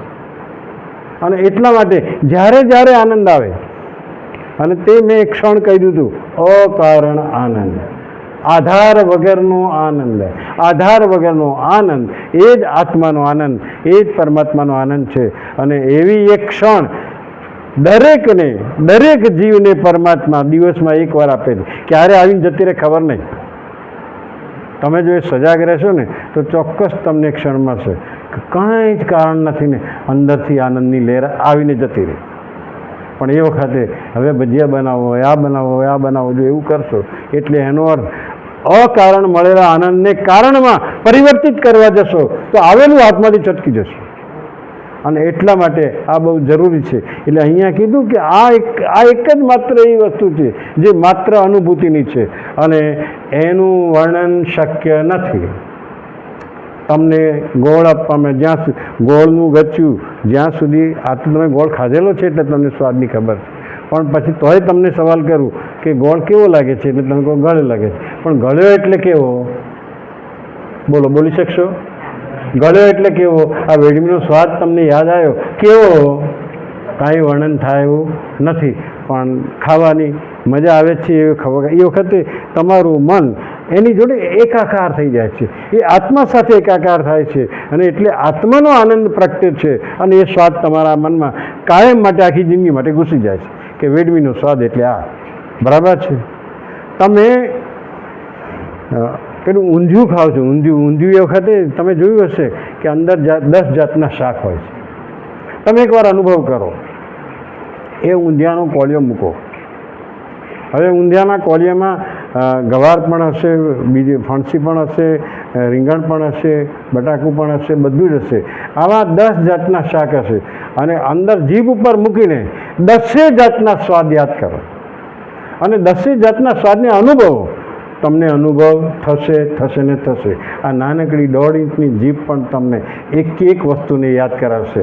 આ રહી ગવાર, આ રહી ફણસી, આ રહી રીંગણ, આ રહી બટાકું, આ રહ્યું સુરણ, આ રહ્યું કેળું, એમ કરીને બધા જ સ્વાદ તમને યાદ કરાવશે. આ 1.5 ઇંચની જીભમાં સ્વાદ યાદ કરો. આ સ્વાદ, જીભનો સ્વાદ પારખવાની શક્તિ અને જે સ્વાદ, એ બંને ભેગા થાય છે ત્યારે આત્માકાર સ્થિતિ થાય છે. ત્યારે આત્મામાં ભળે છે. અને આ જીભ જ્યારે અંદરથી આત્મા નીકળી જાય તો પછી એ જીભને ગંગાજળ રેડો કે દૂધપાક રેડો, બધું હરખું જ છે, કશું નથી, ફરક નહીં પડે. પરંતુ જ્યાં સુધી જીભમાં પેલું તત્વ છે, એ જીભમાં જે તત્વ છે, એ તત્વ એ પરમ તત્વ છે, એ આત્મતત્વ છે. એ આત્મતત્વ અને બીજું બહારનું આત્મતત્વ. મેં કહ્યું ને કે બહારનું અગ્નિ અને લાકડાનું અગ્નિ બે ભેગા થશે ત્યારે અંદરનું અગ્નિ પ્રગટ થશે. એ રીતે આ બે તત્વો ભેગા થાય છે. આત્મતત્વ જ્યાં જ્યાં ભેગા થયા છે ત્યાં આનંદનું પ્રકટીકરણ થયું છે. તમને જે સ્વાદમાં આનંદ આવે છે એ બીજું કશું જ નથી. એ સ્વાદ તમને યાદ છે. અત્યારે તમારી જીભ સક્રિય છે, એમાં આત્મતત્વ બેઠેલું છે. એટલે આ આત્મતત્વએ તમને પેલા આત્મતત્વનો સ્વાદ કરાવ્યો અને યાદ કરાવ્યો કે આવો સ્વાદ છે. બરાબર છે? એટલે કે અહીંયા બેનું મિલન થવાથી જ તમને, એટલે આત્મતત્વ પરમાત્મા તત્વનું મિલન જ્યારે બનશે, જ્યારે તમે આત્મ દ્રષ્ટિથી મૂર્તિમાં ભગવાનના દર્શન કરશો તો જરૂર તમને ભગવાનના દર્શન થશે. પણ આત્મ દ્રષ્ટિ તમારી નથી પેદા થઈ અને માત્ર આંખથી દર્શન કરો છો તો આંખથી દર્શન કરો છો એમાં મૂર્તિ દેખાય સિવાય બીજું કંઈ દેખાય નહીં. અને મૂર્તિમાં વળી પાછા આગળ વધીને પથ્થર દેખાય અને પથ્થરમાં કહે કે આ તો શ્રીનાથજીનો પથ્થર લાવેલો છે, કે આ ફલાણાનો પથ્થર છે. પથ્થર જ દેખાશે પણ આત્મતત્વ સાથે એનું મિલન થતું નથી. અને ભગવાન આત્મતત્વ સાથે પરમતત્વ જોડાય છે. આ વાતને બહુ ધ્યાનમાં રાખીને એ સર્વદર્શનની જે ભૂમિકા બંધાય છે એ આ રીતે બંધાય છે. અહીંયા એક વાત સમજી લીધી આપણે કે મનુષ્ય જ્યારે આ ધર્મમય આનંદ સ્વરૂપ પરબ્રહ્મ પુરુષોત્તમ પામીને આનંદમાં જ મગ્ન થઈ જાય છે. ધ્યાન રાખો, આ દ્રષ્ટિ આવે ત્યારે જ પરબ્રહ્મનો આનંદ આપણને અનુભવાય છે. અને નચિકેતા માટે જો યમરાજાએ સર્ટિફિકેટ આપ્યું અહીંયા કે નચિકેતા માટે આ દ્વાર ખુલી ગયું છે. નચિકેતા માટેનું આ પ્રવેશ દ્વાર ખુલી ગયું છે. એટલે એનો આત્મતત્વ પરમ તત્વને પામવા માટે, જાણવા માટે એકદમ પૂર્ણ અધિકારી બન્યો છે. એટલે એને માટે કોઈ શંકાને સ્થાન નથી. એનું દ્વાર ખુલી ગયું છે એવો વખાણ કરી આગળ વાત કરે છે. બોલો.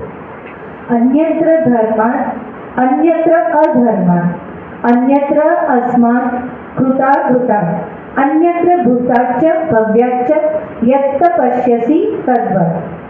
જે ધર્મથી અતીત અર્થાત જુદા છે, અધર્મથી પૃથક છે અને જે ભૂત, વર્તમાન તેમજ ભવિષ્યથી પણ અન્ય છે ને એ ત્રણેય કાળ સાથે સંબંધ રાખનારા પદાર્થોથી પણ ભિન્ન છે, એવું આપ જેને જુઓ છો, જાણો છો તે જ મને કહો. હવે આત્મા વિશે વધારે સવાલ કરવાની કે તમે આત્મા વિશે આટલી બધી પૃથક વાત કરી છે તો એ અને હકીકતમાં પરમાત્મા ભૂતકાળમાં હતો. સવાલ કરું છું તમને, પરમાત્મા ભૂતકાળમાં હતો, પરમાત્મા ભવિષ્યમાં મળશે. પરમાત્મા ભૂતકાળમાં પણ છે, આજે પણ છે અને ભવિષ્યમાં પણ છે. એટલે કે એવી સળંગ અસ્તિત્વ છે કે જે અસ્તિત્વનું દર્શન આપણે ત્રણેય કાળમાં કરી શકીએ. આવા ત્રણેય કાળમાં થતાં ત્રણેય કાળ સાથે સંબંધ રાખનારા પદાર્થો પણ ભિન્ન છે.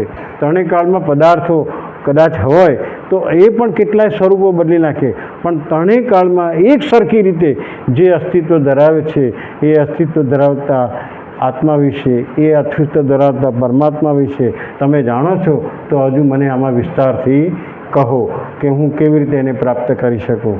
ત્યારે અહીંયા એને ઓમકારનો ઉપદેશ આપવામાં આવ્યો છે. હા બોલો, આપણે આજે જવાનું છે એટલે જરા થોડું વહેલું પતાવી દઈએ. ઓંકારનો ઉપદેશ. સર્વે વેદા યત પદમામનંતિ તપાસી સર્વાણી ચ યત વદંતિ યદ્દિછન્તો બ્રહ્મચર્યં ચરન્તિ તત્તે પદસંગ્રહેણ બ્રવીમ્યોમિત્યેત. સર્વ વેદો જે પદનું વર્ણન કરે છે, સર્વ તપોને જેની પ્રાપ્તિના સાધન કહેવામાં આવે છે, જેની ઈચ્છાથી મુમુક્ષુજન બ્રહ્મચર્યનું પાલન કરે છે, તે પદ હું તમને સંક્ષેપમાં કહું છું. આ ઓમ જ તે પદ છે. એટલે ઓમ એ પ્રત્યક્ષ રૂપે આ સૃષ્ટિમાં શાસ્ત્રોએ કહ્યું, આપણા વેદોએ પણ કહ્યું છે કે ઓમ રૂપે આ બ્રહ્મસત્તા શબ્દ રૂપે પ્રગટ થઈ છે. શબ્દ રૂપે પ્રગટ થવું એટલે શું? એમાં કૃષ્ણ ભગવાન વિશે પણ કહ્યું છે. કૃષ્ણ ભગવાન અહીંયા પેલા પારધીએ બાણ માર્યું અને એ બાણથી એમનો દેહનો વિલય થયો એવું આપણે જાણીએ છીએ. સોમનાથ પાસે કયું? ભાલકા તીર્થમાં. ત્યારે કૃષ્ણને કોઈએ પૂછ્યું હતું કે તમે જાઓ છો તો અમારું શું થશે, પછી અમે કોને ભજીશું, પછી તમારા વિના અમારો સંસાર સૂનો થઈ જશે ને આવી બધી ઘણી બધી વાત કરી.